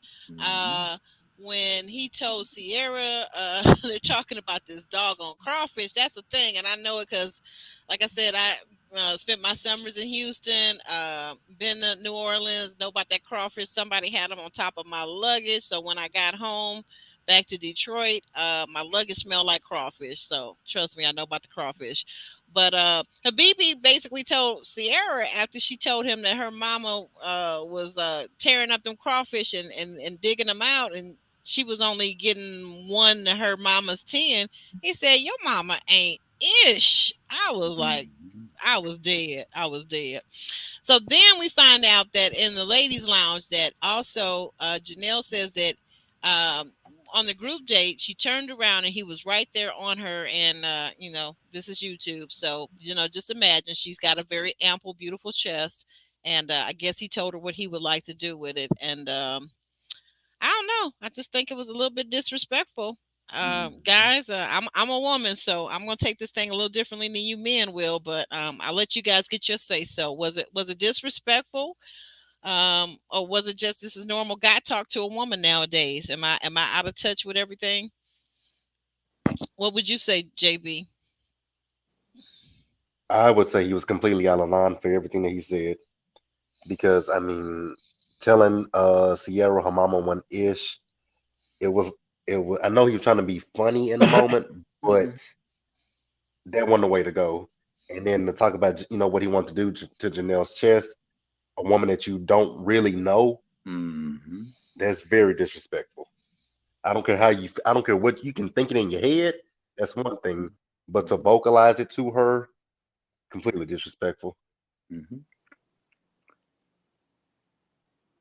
But again, what's interesting is that the content, each individual bring a certain persona, and then it's like in the dating situation, people are who they are. So this represents different elements that's out there in the dating world. You have to be able to deal with a person based upon what you like and what you don't like, and then be selective about who you spend your time and energy with. So it's interesting because even though it's like a process of elimination, that's how dating can be. You have to get with somebody that's really for you, not just based upon the appearance, but again, substantive issues. You can't just gravitate towards a person because of how they look in their job, but how they make you feel. So really, the fact that certain people have a preference for other people, that's all you're seeing when people get eliminated. Habib is not for her, but then she knows that and she's vocal. But somebody else, he may be for. I don't know. I can't tell her how to feel, but I think some of this was overreaction. Mm-hmm. For one, a lot of the men already, especially in the beginning, are leading with sexual stuff because every man's afraid to get put in the friend zone. So they letting the women know, oh, I like the butt. I like, they're saying this all the time. Oh, I like this. I like that about you, stuff like that. Because that keeps you out of the friend zone when you're trying to make connections, and you need connections to keep you on the show, for one. When you for two, I've met a Habibi, and Habibi's who he is. There's no surprises. So don't act like, you've been around him this whole time and stuff like that, but now it's such a big deal that you got to walk up stage and have your dramatic Young and the Restless moment. No, you know who he is. You know how he acts. He doesn't not hide. He's that person. He says what's on his mind. He says in a joking way. Everybody understands him. So it's like, okay, he's just being funny. He's being Habibi. He's being this, but you're taking it as something different to have your moment and run, and make him look bad. Basically, what you were trying to do, and I don't get it, because I'm like, you knew how he is, what he is. You knew if he said something. Sometimes you just got to say, if somebody says something to you, it ain't necessarily disrespectful if you know the person. You got to be like, oh, stop it, Habibi. You always talking that mess. Or, you can say something like that because that's how he is. Okay. It ain't like a serious moment where a serious guy came up to you that was a stranger that you didn't know and said, but that's it. I was just about to say, not to cut you off, Ryan. I understand what you're saying. You're right. There are sometimes with friends and people we know, or somebody's going through something and we know it, and you can say, you know what, you just on something, blah, blah, blah. But to your point, these women are just meeting this man. I don't know if men today get that women aren't always allowed to feel safe with men, right? And how, to me, like what you said, like stuff that he said, so he would not be in the friend zone, that kind of stuff to me is very high school. We're talking people now, they're in their 30s, mid 30s, late 30s, early 40s, some almost 50. You still talking to a woman like that? You got to keep growing in life. You can't just stay in your high school mind, and your body has moved over to 40. You gotta develop that mind and that spirituality a little bit deeper. No, I understand, Aubrey, but he works in the club, so to him, that's the language. Oh, he working in the club. Okay, so he got a thought job. Yeah, he got a thought job. So he does. Absolutely does. I've seen him go up to women, and they love Habibi. And I see in the club when women apply with liquor. Yeah, they wearing what they wear. Of course, they think that's cute. Yeah, you know what I mean. So I'm gonna say for a story time, the story what happened to me when I was in the club, and I like I said, I used to stay in the club. Okay, I was that girl back then. But I'm gonna tell you something. Any appropriate touching, and what he said, oh, it would have got him in some big trouble. I have made I have made grown men almost weep in the club. Don't play with me. Don't play with me. Like I said, women need to feel safe. And you men, you may or may not get that. You may or may not care. You may be trying to impress your boys, the other men. But if you really want to have a true, serious relationship with women, at some point in time, we've got to move closer toward each other, Ryan. I've got to move closer to wanting to understand you as a man, and you as a man have got to move closer to wanting to understand and cover me as a woman. I'm sorry, that's it. That's all. I understand that 100%. If it was me and you talking, Aubrey, we'd be on 100% same page. But the dude showed up with a Habib on and a saxophone in his hand. Why are you taking him serious? You're not supposed to take him serious. He's not here to be serious. You know, he had to be taken serious. So why are you taking him serious, making him have a serious conversation? That's why he didn't know what to say. It was so like, he's looking at her like, why are you taking me serious? Like, you know what I mean? Why I gotta explain a grown man how to apologize? He's like, because everyone's supposed to be apologizing anyway. I'm Habibi. Why are you taking me serious? Habibi got issues. Habibi got issues. We're over in another chat, and another YouTuber, and I began to see it. I was talking to my son about this earlier today. Like I said, we were headed to church. Habibi, some people say, like, here we got one chatter that says that, does anybody think that Habibi is simply and consistently high? Can't believe he's sober. So that could be a thought. As he thought he hit the thing, you know, a couple times. But to give back, I want to just say, wait, hold on, Ryan, because I deal with this. Not that, because that's never an issue with me. But someone has said, and I thought that began to make a little bit more sense, that perhaps he is neurodivergent, right? He's dealing with a neurodivergent mind. He could be on the spectrum, or he could have ADHD. And then to me, that kind of resonated because I have ADHD. That makes a lot of sense. And for a lot of men who go undiagnosed as young boys when they're kids, I mean, literally when they're boys in school, they end up with a lot of issues in school. They struggle because no one has helped them to understand that their mind works differently than a neurotypical mind. Okay. So these are real things that people are dealing with in our community and culture. And because sometimes we as a people, we don't want any help. We don't want psychotherapists. We don't want a social worker. We don't want a counselor. We don't want to deal with what's going on with our children when they're young. And because when they become grown, they struggle because this guy is behaving like a teenager. That's all I'm trying to tell you. He's behaving like a teenager. He doesn't care. He doesn't care. Like, well, he may not care, but here's the thing. He runs into the wrong woman like me back in the day, or the worse yet, the wrong man that's with that woman. He gonna start to care because he gonna start to feel some pain.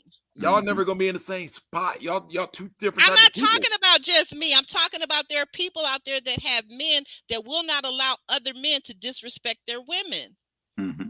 It ain't like that no more. Like, kind of in the scene that he's in, and like I said, from the show senses, Janelle cares about the show. She cares about how she looks on there. She cares about how she looks on the reunion. She cares about what she says. Dealing with a guy who does not care less. Own Oprah TV. I don't care. I'm just here. This means nothing to me. I'm Habibi. Okay, is he an actor? Is he in showbiz? Is he an actor? I know he's not. He just doesn't. Like, they brought him on there. I don't know why you bring a guy like that on a show like this. I guess it was just for that. But the fact of the matter is, he don't care. I don't care that I'm on Oprah. I don't care. Like, I don't care about these people. You know what I mean? That's his mentality up there. He's not trying to watch what he says. He's not trying to be on there. He does not care. It doesn't mean anything to him. Everybody else is taking it serious because they're like, oh, I can't believe you said it on TV or you're looking like that. He don't care how he looked on TV. What does he care for? It's not going to affect him. He's a DJ, a saxophone player. Career. But DJ, a saxophone player, you can't hurt that. It's based off his talent. Oh, I heard his saxophone playing, baby. He can't keep up with my high schooler when they were playing instrument in high school. He is not that good. I'm sorry. We from the D. We know music over here. Oh no, I got musicians in the D over there that play with Kim. They play with Kim right now. But he's a DJ / promoter / He better stick with the DJing because the saxophone is weak. But he does it together. But the point is, it ain't no, like I told you, Radio Love would never affect your career. I don't care if you're a doctor, lawyer, whatever else like that. It doesn't do that. He's just there. He doesn't care. He ain't really trying to make a connection on anything. I saw Habibi be on the women. And he's not trying to make a connection.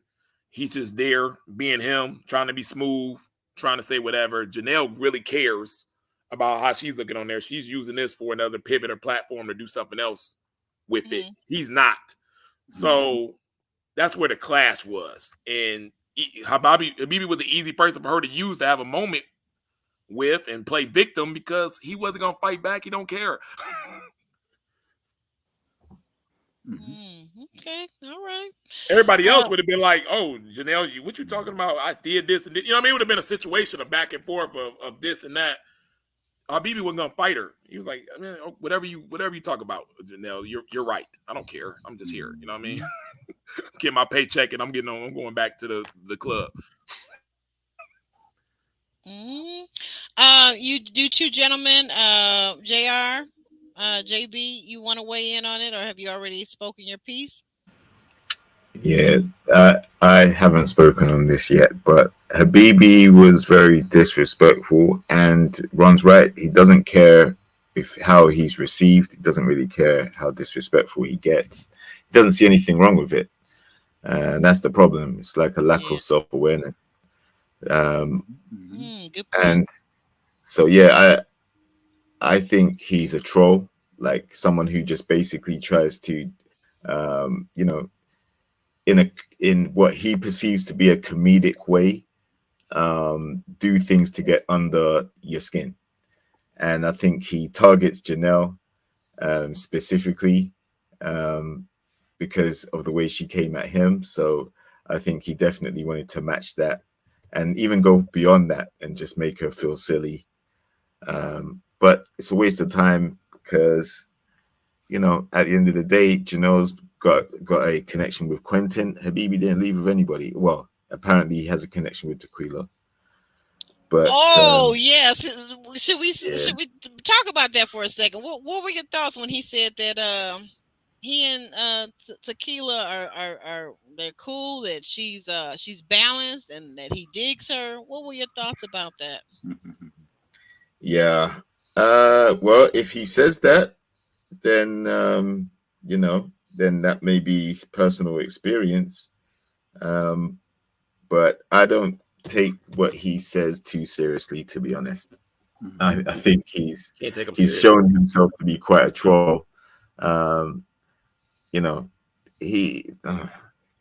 if he's so disrespectful, can you tell me this? If he's so disrespectful and it's so that, and Janelle's running off crying and having her moment, you got a 6'4", 255-pound man that's supposed to be your guy right next to you. He ain't said one word to Habibi the whole time. He didn't even get up to go chase after her.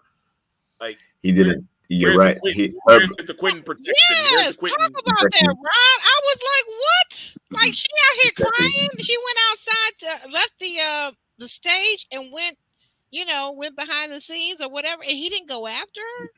And that's why I believe it's selective outrage. I don't believe that she's really that offended by the situation, because production has a way of doing that where they'll say, okay, in this scene, Janelle, you're going to go after Habibi. None of the guys say anything to him, because when it's girl on guy, the man can't win.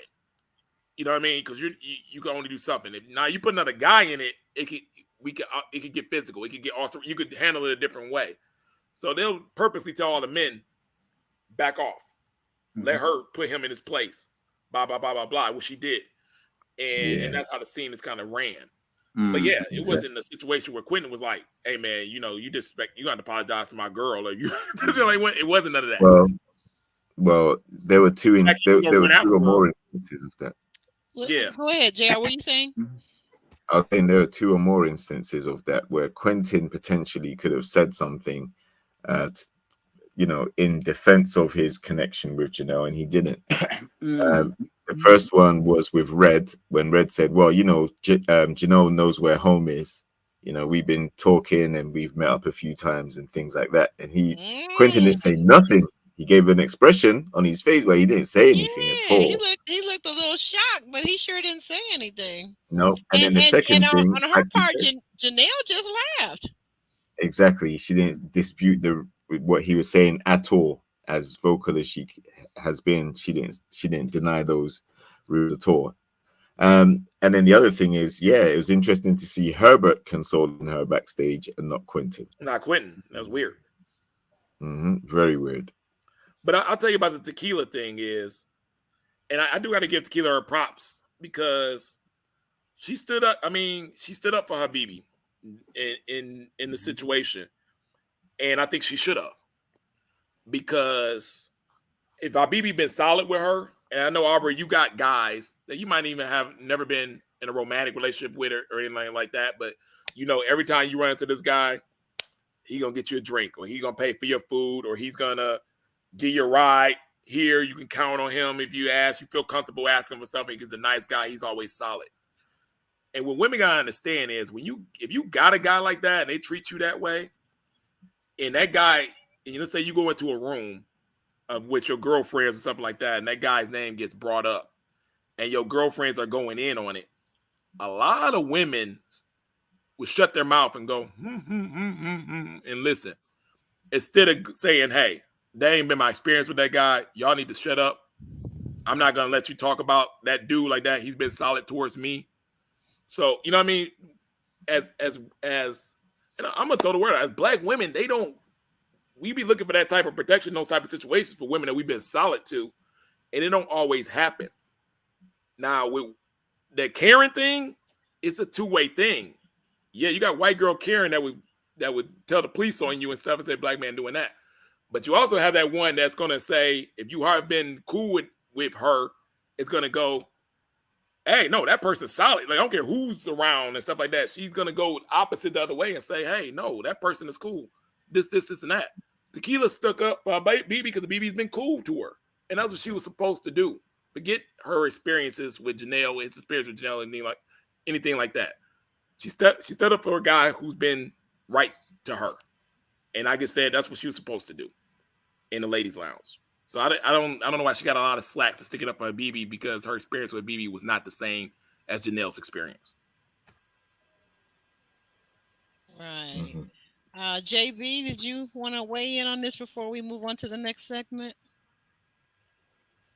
I feel like I said what I needed to say. All right. Okay. Oh, okay. Ravine is getting a little excited there. Okay, I understand that Ryan. He is something else. He is something else. You gotta love him, though. I'm not defending Habibi. I'm saying Habibi is who he is. Yeah, no, I get it. I think, like I said, I know you're on a different you either take him serious or you're not. The fact that anybody on here is taking Habibi serious is weird to me. Like, well, but you know what you're gonna get. It's no surprise. Let me say this. Just give you an example, and then you tell me. Because I do get what you're saying, and in some cases, on a personal level, it could be like that. But let me just say this too, though. So I like to equate, especially with black men, because sometimes you guys don't seem to really understand harassment and gender bias and different things. So I like to equate it to a black man to like racism. So you got a Caucasian coworker, and nobody takes him seriously, but one day he comes in and he's calling you the N-word, in this, in that. Hey, you dingo, in you, blah blah blah. How do you like that? How does that make you feel? I said something like this on there. I said, you know what? That's why I said it was more selective outrage. Because if let's say one of those co-hosts, producers on there, and there's a lot of white ones there, let's say one of them called me the N-word, I'm shutting the thing down right then. It ain't gonna go to the men's lounge. It ain't gonna go to the reunion. We're handling it right then. It's my rage is now. I'm very offended. I'm bringing it out. Her rage is, oh, I'm gonna slightly bring it up at the ladies' lounge. Oh, I'm gonna slightly bring it. I mean, she said she went to the producers right after it happened, Ryan. So what do you want her to do? Again, like, do you want her to go after? Why did Tommy look confused? Like, confused? What do you want her to do to him? Yeah, she should have went straight to the producers right away. She did. It seemed like Tommy didn't even know about it until she brought it up in the ladies' lounge. Well, I can't tell you about, Tommy is separate from the producers, but she says that she went right away, and this is that this is documented. And yeah, she did bring it up to Tommy in the ladies' lounge. I don't think that Tommy, I honestly would just say this, and I really love Tommy, Uncle Nephew Tommy, but I think he needs some more training, because I don't think he handles things like this. We've seen, and we're talking about, you and I, we go back several seasons to back when DC, something happened in the DC season, and you and I talk about they nipped that in the bud real quick, though. Yeah, but you're right. So you see what I'm saying? So I don't think Tommy and production, I'm not going to just put it all on Tommy, because production definitely didn't handle it well. So I think if she really went and had outrage and went to production and said, this dude said what he said, they would have swiftly took care of that situation. And then he seemed to struggle with just apologizing, because even Sierra said, okay, dude, I'm a jokester too. I joke around all the time. In fact, that's why I got eliminated, and everybody laughed. She said, but we just wanted a simple apology. what is so hard for men to apologize to women when they misstep or they misspeak? Why is that so hard sometimes for you guys to just simply apologize and own up to what you did? I think he gave his version of his apology, and he was confused at the moment. Like he was like his confusion was, why are they all of a sudden taking me serious now? We were probably just joking in the back, this and that. Now all of a sudden it got serious. He did not see the transition between the show in real life, what was going on. He fell into the trap. They got him, and he didn't care about it.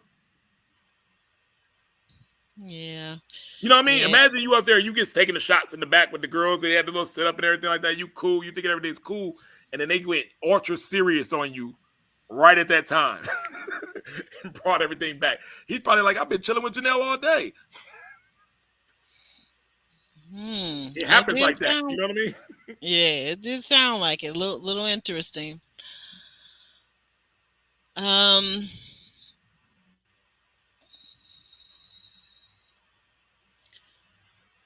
So I guess just Herbert was left to console Janelle.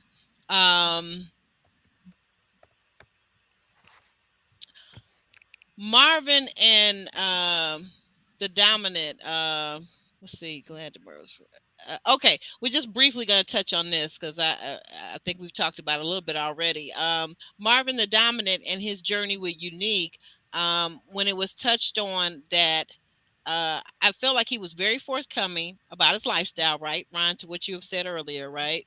And I guess she apparently, like Calvin, Calvin had to kind of tip on out, did that church finger, and he tipped on out. I think that she was basically saying that she was kind of not satisfied with her love life, is what I heard her saying as a woman, which I thought, man, that's sad. Like, I don't understand young women today. I really just don't, but, she was not satisfied. So do you want to speak to that? Do we want to talk about that at all? We're going to move forward.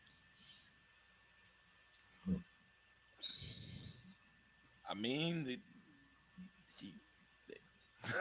is what it is. She liked what she was hearing, you know what I mean? Yeah. Seeing the things of the nature. Like, yeah, she wanted to try something new out and try to be or it might not be new. It be them quiet ones sometimes. Be on that, they be on that, you know what I mean? And yeah. Oh. She got that paddle. She was like, she's intrigued with her stuff. Okay. All right. And ain't nothing wrong with it. You have you a healthy sex life. You know what I mean? I'm not about to judge that woman. I'm not. I guess no. I didn't have any judgment. I guess my concern was more of a concern that there are women out here in this day and time with all the information, with all the material, that are still somewhat struggling with the hot and heavy time, as we call it here. Right. I mean, some guys ain't comfortable with that. I gotta spice my game up a little more at the like I mean, all the toys and all the extra stuff, you know what I mean? Like, if that's what she's looking for, if she's looking for it being less of a vanilla situation, then right there you go. Every guy's not gonna be with situation. That. Right. You be thinking it's like the women. It don't be the women all the time. It ain't a lot of Marvins out there, to tell you the truth. You're right. Because some guys, I've heard men say that they're intimidated by the toys that are out there and available now. So I'm like, what in the world? Come on, guys, step into the new century. What say you? What say you, JR and JB? Jump on in there. Don't let us be the only two talking about it. After church. JR says I ain't got nothing to say. Well, I said it already, like okay. It's okay to have, like everybody wants to have an intimate side of their relationship and things like that. But I think Marvin leading with that side of him throughout the entire season, that gave me Fabrice from the previous season vibes, right? It's just all about that, all about lifestyle, all about and nothing much about what he does outside of that.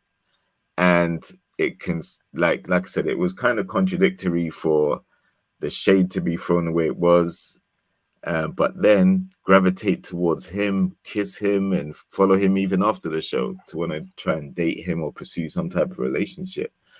when the show is ready to love, it's not ready to lust, and that's what she was doing. She's ready to lust. So yeah, I've said it before. I just don't get the double standard there, to be honest.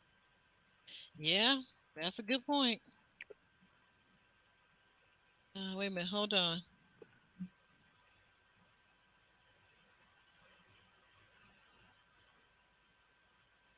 Yeah. Guys, can you still hear me? Can you still hear me, Yeah, I Jill? can hear you. Oh, Yeah, I can okay. hear you. My screen was Imagine if a guy came on the show like Fabrice or whatever has done previously and said, listen, this is all about trying to get with the ladies on a sexual level, not about necessarily finding a relationship and all that stuff. People will come down on him like a ton of bricks. Why are you wasting these women's time?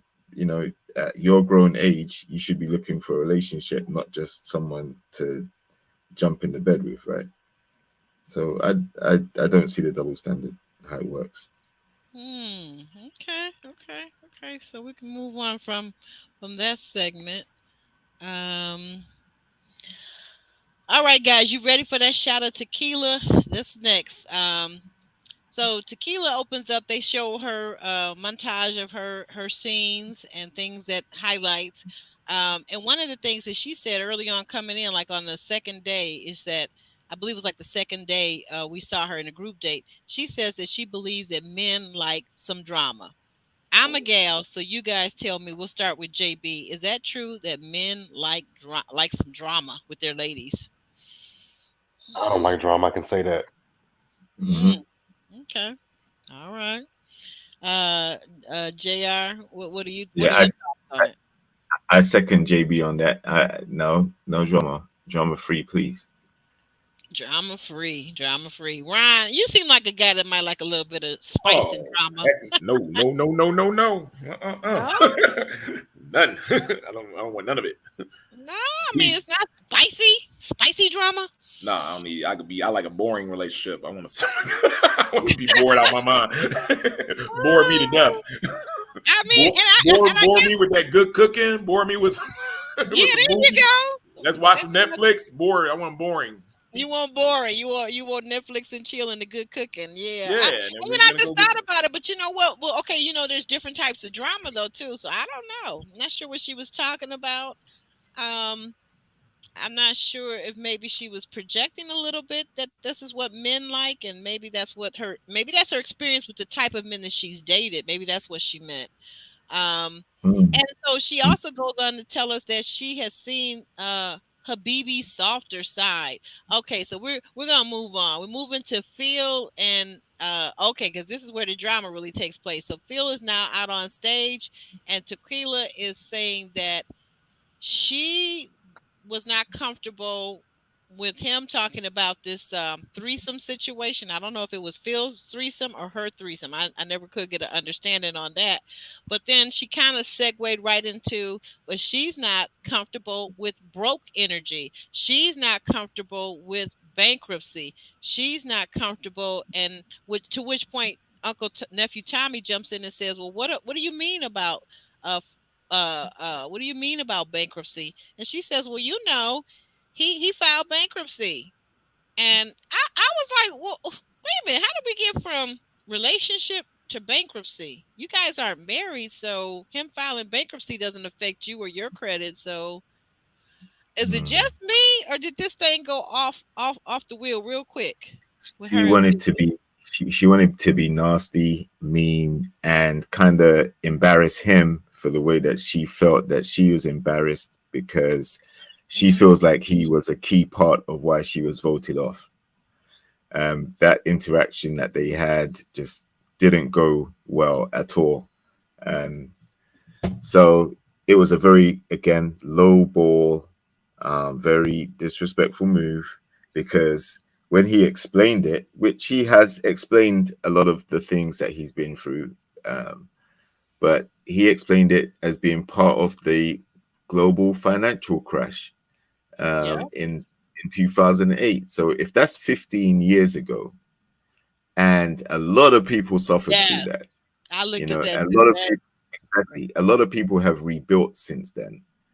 So for her to do that, yeah, it was just a sign to me that she clearly doesn't like him, and I think she holds animosity, holds a grudge, not just against Phil but Janelle as well.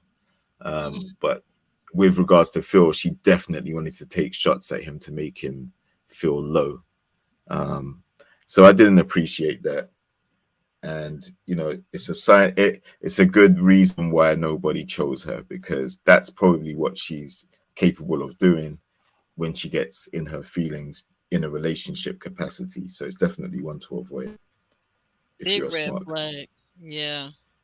Good point, JR. You're not so I talk about women being safe, but you bring up a good point. Men have the right to be safe too, even if it's emotionally, right?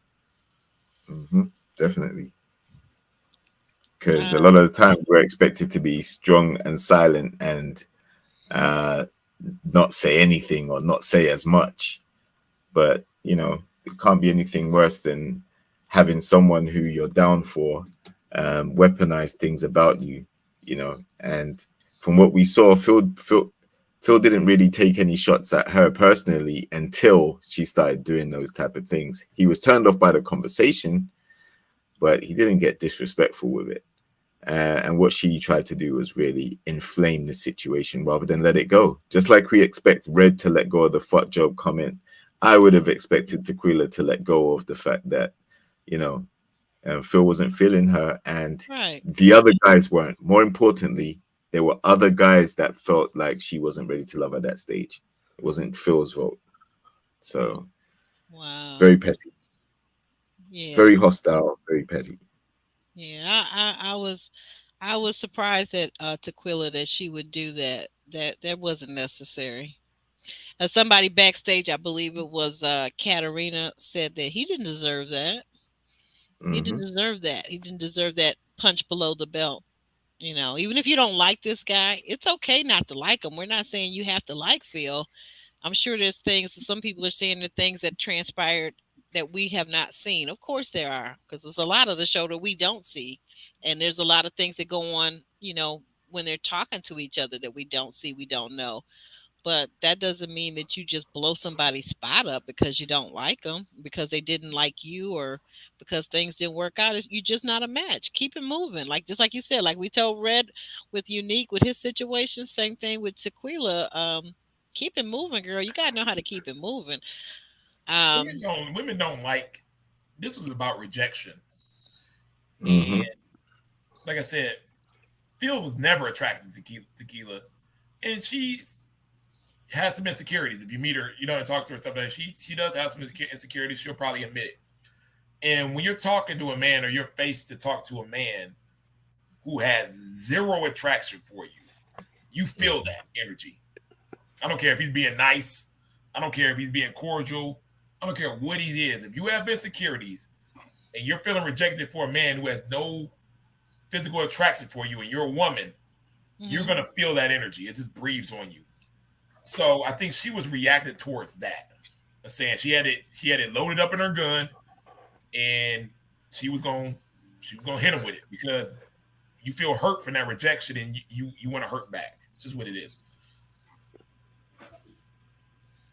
The other guys were kind of able to appease Tequila and say, "Oh yeah, because she got a good personality, she's fun to hang around with, and and give her compliments, things of that nature." Phil wasn't doing all that. He was like, "Man, we ain't no match. I'm not attracted to you. Keep it moving," and things of that nature. And it felt like rejection. Right.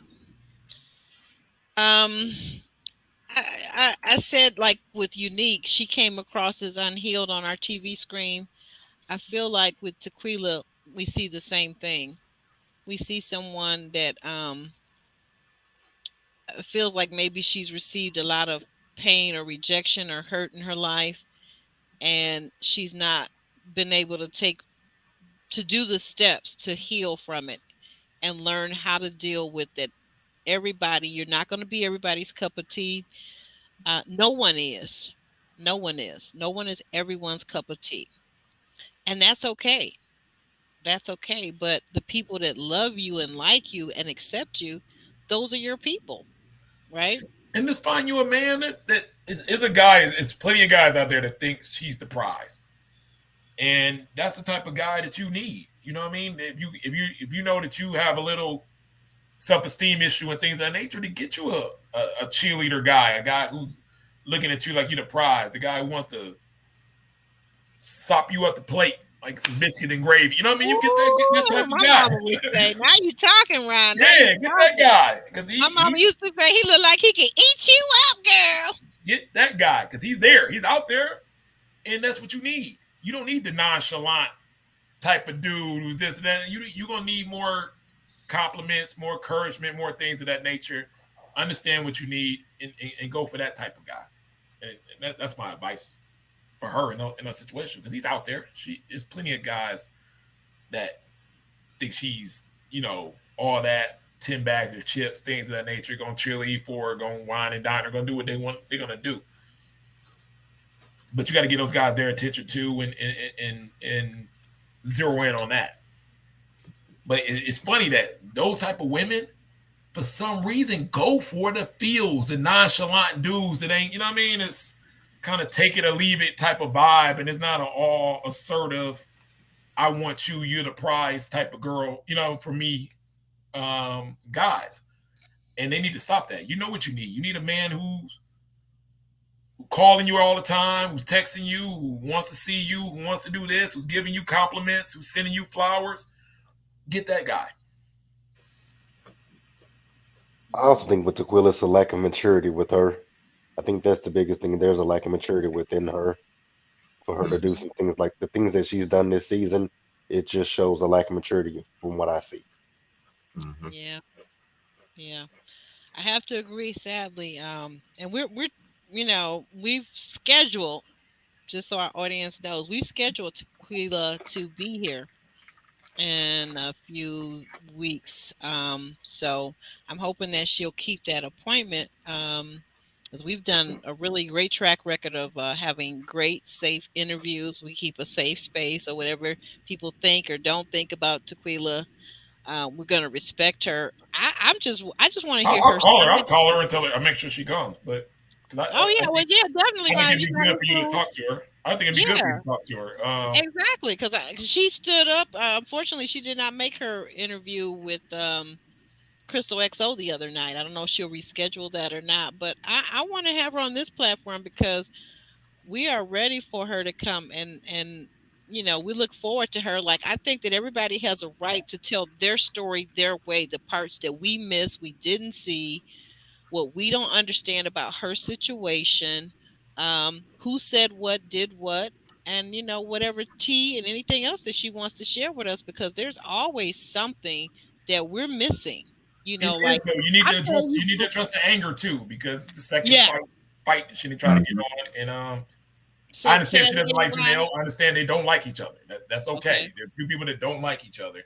We get that, but the fact that it's been brought to almost violence twice is not the way it should go. Yeah, now that's a big no-no for me. I'm like, when I think of fights, I'm like, man, that's something you did back in grade school, maybe, but like, I can't think of, like, I've never had a fight after grade school, not like high school, college. Like, what are we doing? Like, first of all, as a woman, used to be a thing when you thought you were cute. Like, you don't want nobody scratching your face, messing your face up, pulling on your hair. Like, girl, what? I look too good for that. What? We not gonna fight? No. I don't know what happened to like conflict resolution skills also. Like, if we have a problem with one another, we can either work it out, or we can decide that we really don't need to be in each other's space. And in the case that we're in a space together, like i.e. work or school, where we have to be, see each other, I am so good at ignoring people, you would swear that I was blind.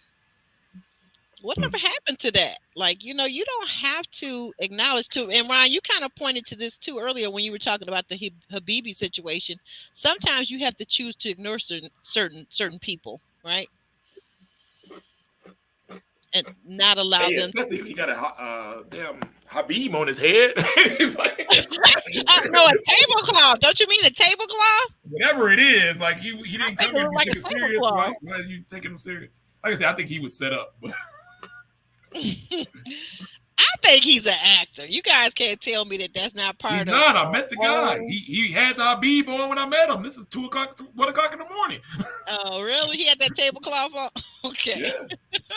Oh, And the women were digging it. They were digging it? They were digging it. I mean, I think he's a handsome fella. He can do without the, I mean, whatever. I mean, I'm not, and I'm sorry, I'm not trying to offend anyone if that really is. I just somehow don't believe that he really truly is into that culture, that religion, that faith. But I could be totally wrong. So I don't want to, let me just leave that alone. But I think he's a nice looking guy. I'll say that. I think he's a nice looking guy, but like, Well, yeah, I think that's the draw. You know what yeah, I mean? And then, but I think like several castmates to I think it was JB's point, there's a lot of immaturity on various cast members, and it's not just one person, it's not just two people, because we've seen that in the past. But he's we got not a hiding list. that. That's what I'm saying. Like it ain't We got a no list. He's not trying to be the politician. Like he's that. That's what he is. When I met him, it was that. I was surprised. I didn't feel like, man, they really betrayed you different on TV, or this was different. He was him. Oh, and knowing how he was going into it, I got along with him because I was able to say, okay, I know how to take this part of him serious, this part not. This because it was no guessing game to it. the questions in the chat was this man appeared to be on any type of substance, or appeared to be like a little bit altered in his thinking by substance of alcohol or whatever? I didn't see him. No, I'm sorry. I was asking. I'm sorry. I was asking Ron specifically because he's only one. I mean, he does those things. I get it. But the fact of the matter is, Habibi won in a moment. Tequila won in a moment. Some of these people want moments. Janelle won in a moment. Some people want moments on their thing. Janelle had a lot of moments. She was on this segue. She Habibi said, I don't care what goes on here. I'm gonna play my sax. I don't care what goes on within this conversation. I just want to be able to play my sax on TV. And that's maybe he's able to monetize that. If he's able to monetize it, God bless. I'm sorry, JR, you were saying something. I didn't mean to cut you off, but I did want to get. No, it's okay.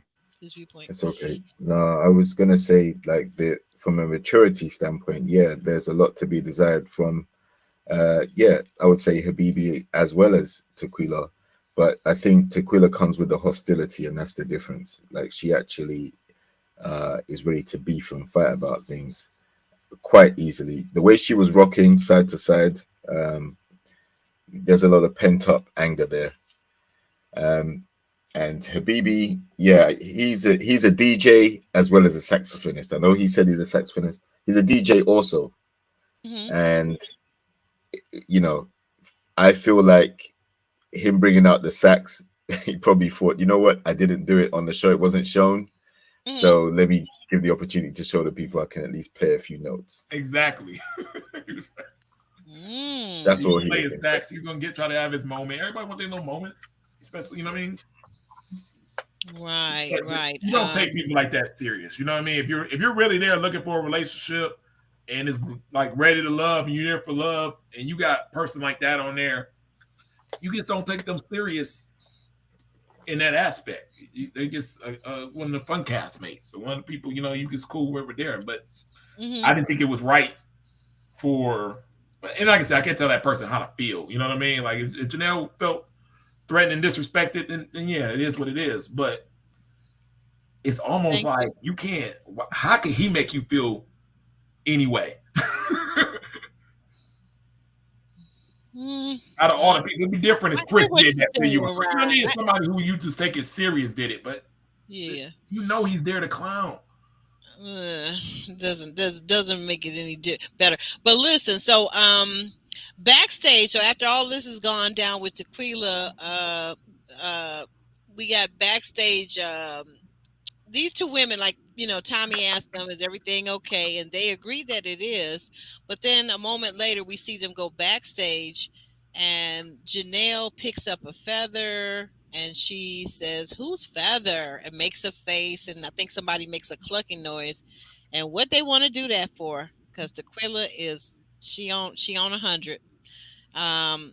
she's like, yeah, I got the feathers, all of that in a bag of chips, and what about it? What you gonna do? What you gonna do? And Janelle is, and then she said, "Let's go, let's go." That's what she said. She said, "Let's go."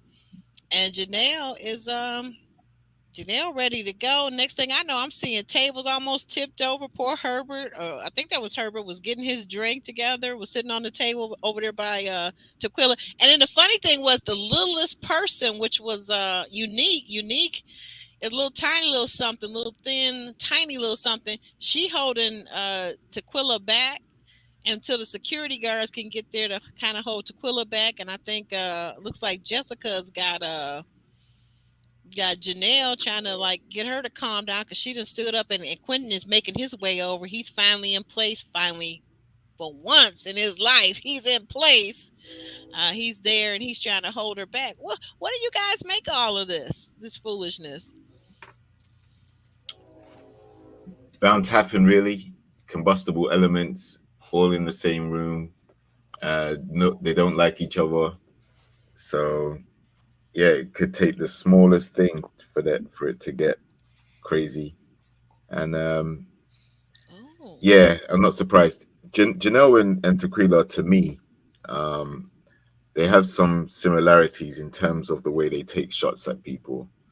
And I think Janelle obviously does it in a way where she is very outspoken. No, I wouldn't say outspoken. She's very bold and confident with her opinions. And so is Tequila, obviously. But it's like it's too combustible to have those two together on a show. They really don't like each other, and it was obviously going to spiral out of control if one of them said a wrong word. I think Janelle was very composed at times, but again, when you have two people who just have a dislike for each other, it's only a matter of time before it kicks off. yeah. It was a low blow though. They did talk about her outfit. Come on now, that's like that Mhm. didn't happen. The Of course they feather did. jokes were uncalled for. Well, right. That's what I said. Janelle was clearly poking at. She was poking the bear. And that is what Janelle likes to do. Janelle likes to poke the Exactly. bear. And she even said, Tequila said that her and Jessica were asking why did she take her meds that morning or something along those lines, like alluding to the fact that Tequila's on medication or for some mental problem or something like that. And yeah, that she took that offensively and she held on to that and waited to confront her about it, Wow. particularly Janelle.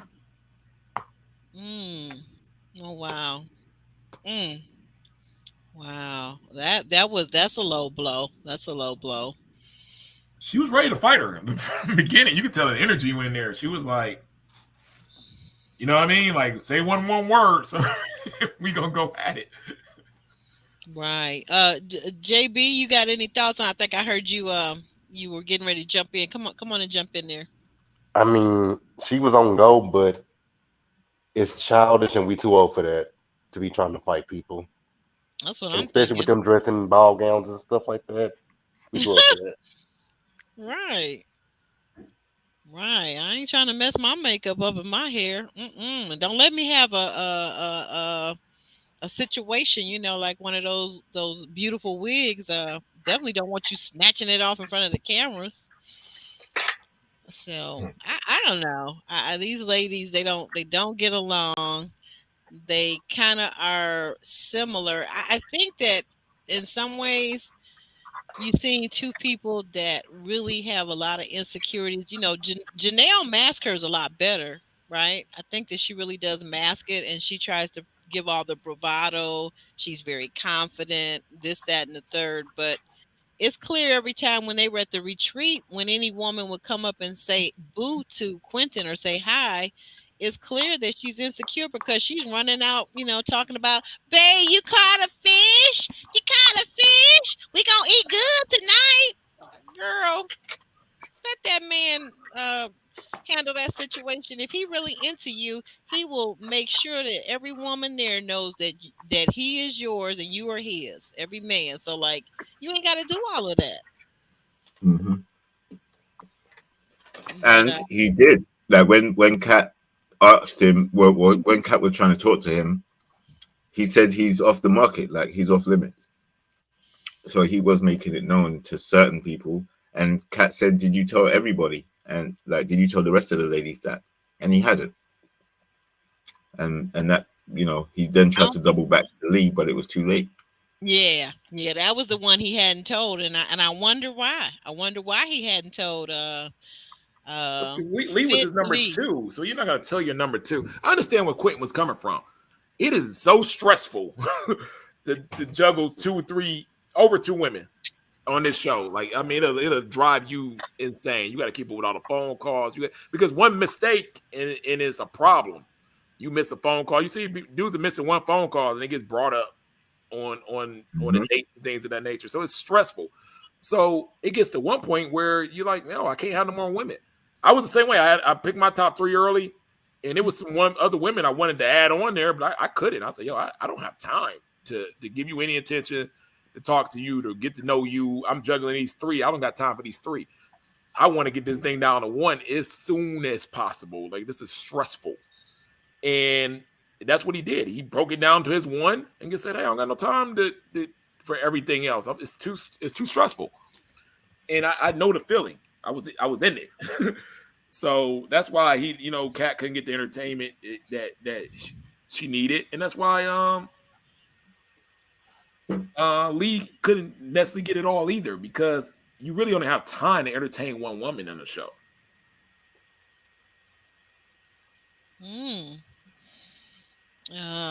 JB, you what are your thoughts on that? What are your thoughts on the ladies and the explosion, as it were?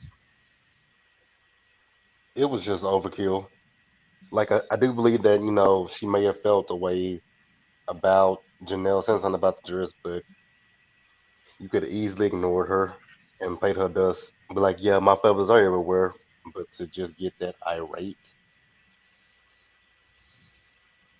thought it was too much.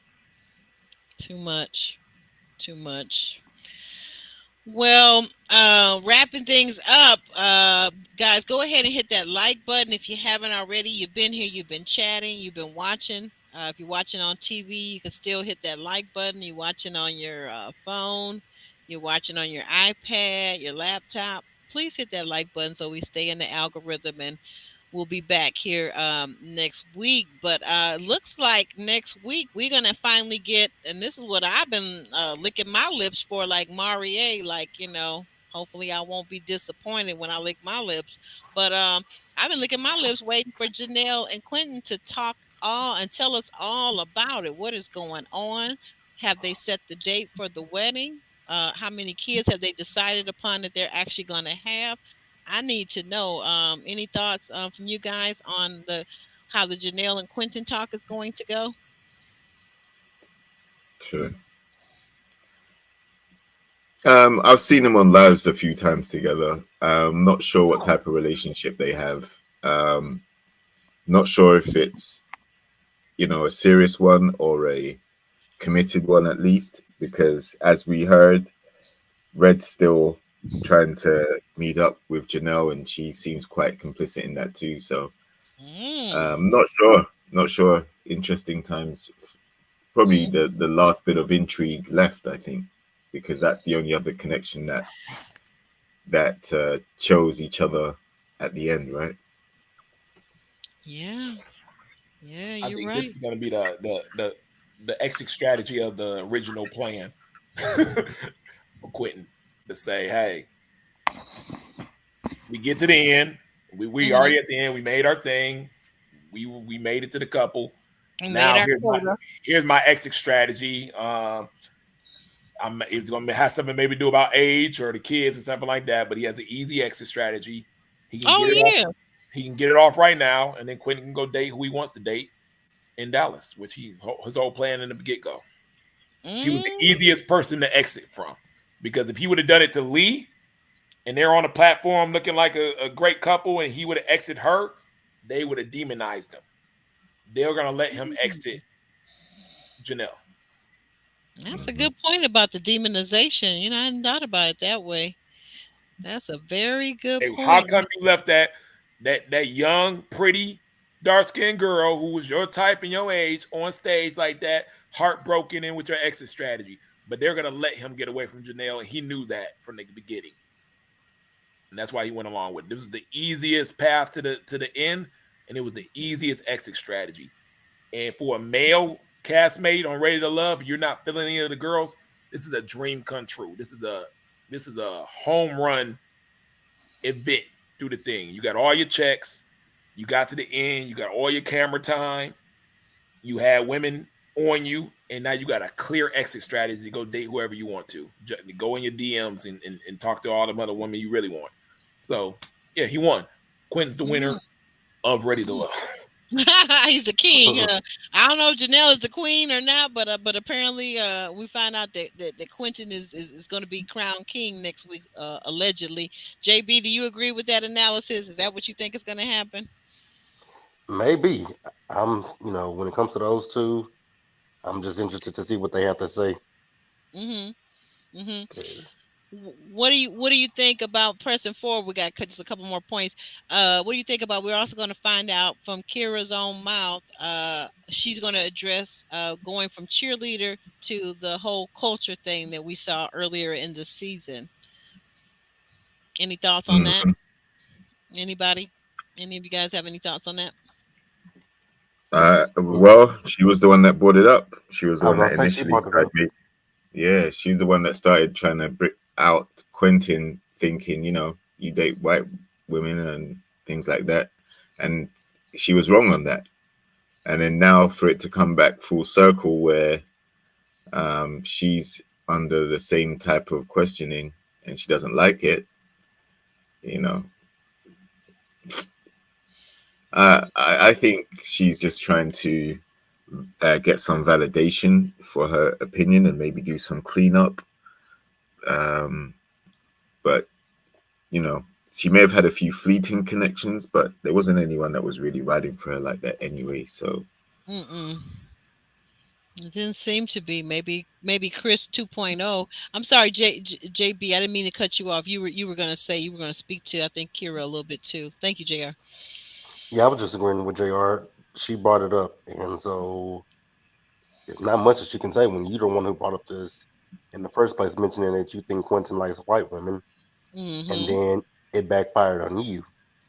mhm. Mm-hmm. Sure did. She said he looked like the kind of man that dates white women. Like, she basically Never just judge a told. book by its cover, right? Pardon me? Never judge a book by its cover. Never just right, and rather than just ask him, like she could have said, "Well, I'm curious. You're a big, fine, handsome black man, and I'm just curious about, what's your preference, what's your type, or whatever you do. Do you date outside your race? Just ask the question." But she really was, and I could see that was very off-putting for how that would be very off-putting for Quentin or anybody, because if she had reversed it and he had said something like that to her, how would she have felt then? I think she was dealing with her own stuff. And she's the type of person who probably went to high school, whatever like that, with a lot of white people. Hmm. She did the Dallas Cowboy cheerleaders thing, which has to be a very racist Yeah. situation. Like, you know what I mean? You're the Yeah, only token black girl out there. she's the only You, ink spot in the yeah, you're the whole only group. token black girl in your high school and things of that nature. You're the token black girl of your friends, and you see stuff from a different lens after a while. And I think it was more of a reflection on what she was going through, um, kind of navigating through that. And I can understand that. I'm not going to demonize her Mm-mm. for going through that. You know what I mean? Right, right, right. That's a good point.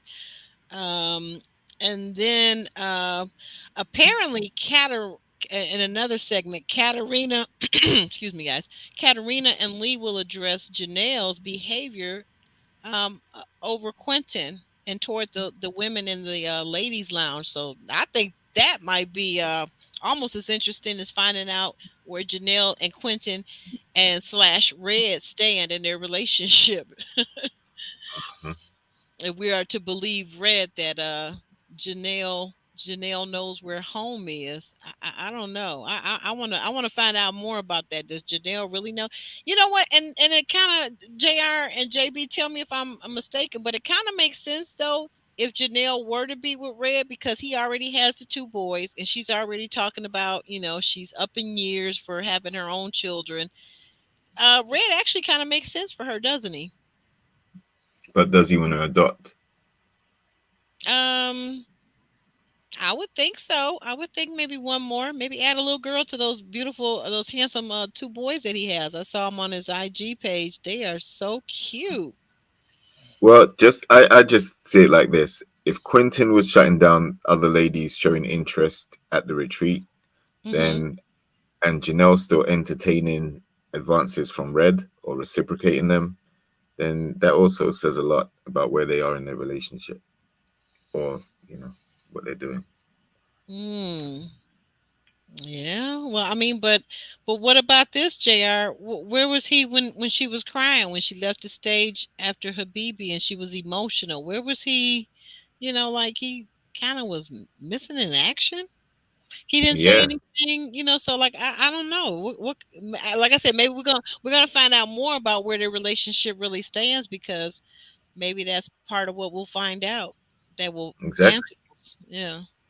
And also Red didn't defend their rival. Red didn't was nowhere to be seen because he's apparently talking to her as well. So like none of the Who? guys Wait that a minute. she Who you said? Who's talking to her? Red's still talking to Janelle, right? Right, right, right. Oh yeah, that's what we were talking about. The three-way. Yeah. Mm-hmm. Yeah. So if Red's still talking to Janelle, he didn't jump up and defend her rival at any point. Like no one did. Well, no, since he's the sneaky link, sneaky link's got to keep it on the low now. Come on, Jr. You don't know how What? this thing works. No, because it's not a sneaky link if you've outed it on TV and she said it in front of Quinton's face, and Quinton hasn't done anything about it, so it's not sneaky anymore. It's happening. It's real. Wes from Stay Tuned Reviews says it's clear that Q and Janelle are just cuddy buddies or cuddly buddies, I guess. You know what that means. Oh, Lord. Mhm. Whew. Well, um, thank you guys for being here, hanging out. If you haven't already, please like the video, like the video, like the video. The video for next week is already up, guys. So go on over and hit the notification so you'll be notified next Sunday. It'll be the same time, 6:30 p.m. Eastern Standard Time. Um, just want to give those that we still have left with us. JB, could you tell us about your YouTube channel and what you're going to be covering over there on your YouTube channel, what you cover right now? Currently I'm just doing a whole lot of reality TV shows and a few scripted shows. The only Oh, scripted shows that I have right now are American Horror Story, which comes on FX, mm, and Power, which comes on Stars. But everything else is reality based right okay. now.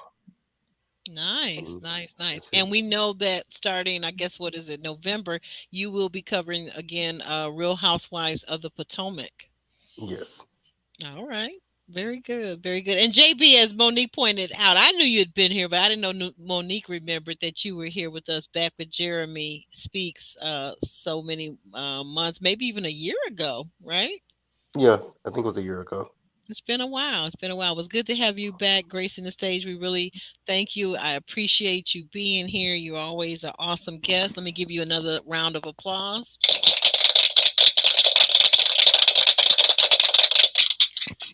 And thank you, JR. JR, tell us about what's going on over on your YouTube channel and what you promote. YouTube channel is reviews about reality TV, particular interest and focus on Black relationship shows.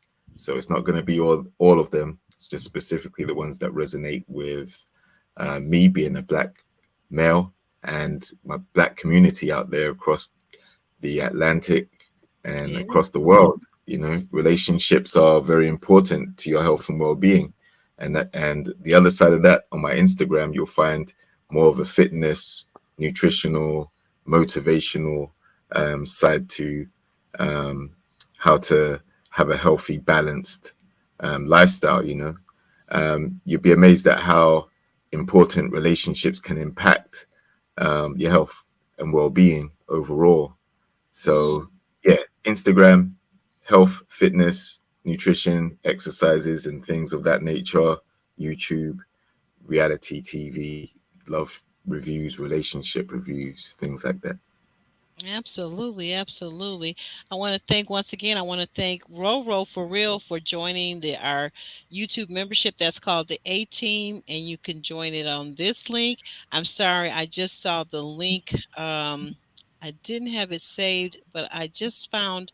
Okay, here we go. Thank you, Ellen, so much. This is JB's Say What.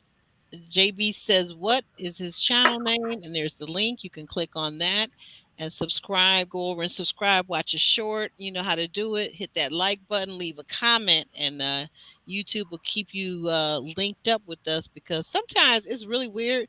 You can subscribe to someone's channel and not watch anything. You say, "Oh, I just want to subscribe to their channel." The best way to really do it is to actually kind of go in and watch a short real quick. Watch it first. Click the like, then subscribe. Leave a comment if you can. That's great too. And then the YouTube algorithm will leave you alone and leave your subscription with that content creator so that you are actually supporting them, right? And when you like our videos, like tonight, like the video, that also helps us in the YouTube world, also, right? JB and JR. Hmm. Definitely like, share, and subscribe. You were ready tonight. Oh, you on it. You Uh-huh. on it. You are on it. Thank you for that. We had some struggles with him last week, guys. Those of you that were here, we had some struggles with him. I think he was crunching on something or other. But we Yeah, I thank was you thinking. all. We thank you guys all for being here. Everybody say goodbye. We're gonna shimmy and shake on out of here right about now. Have a Bye, good evening, guys. everyone. Bye, guys. Take care. See you next week. Have a Peace. great week. Yes. Thank you.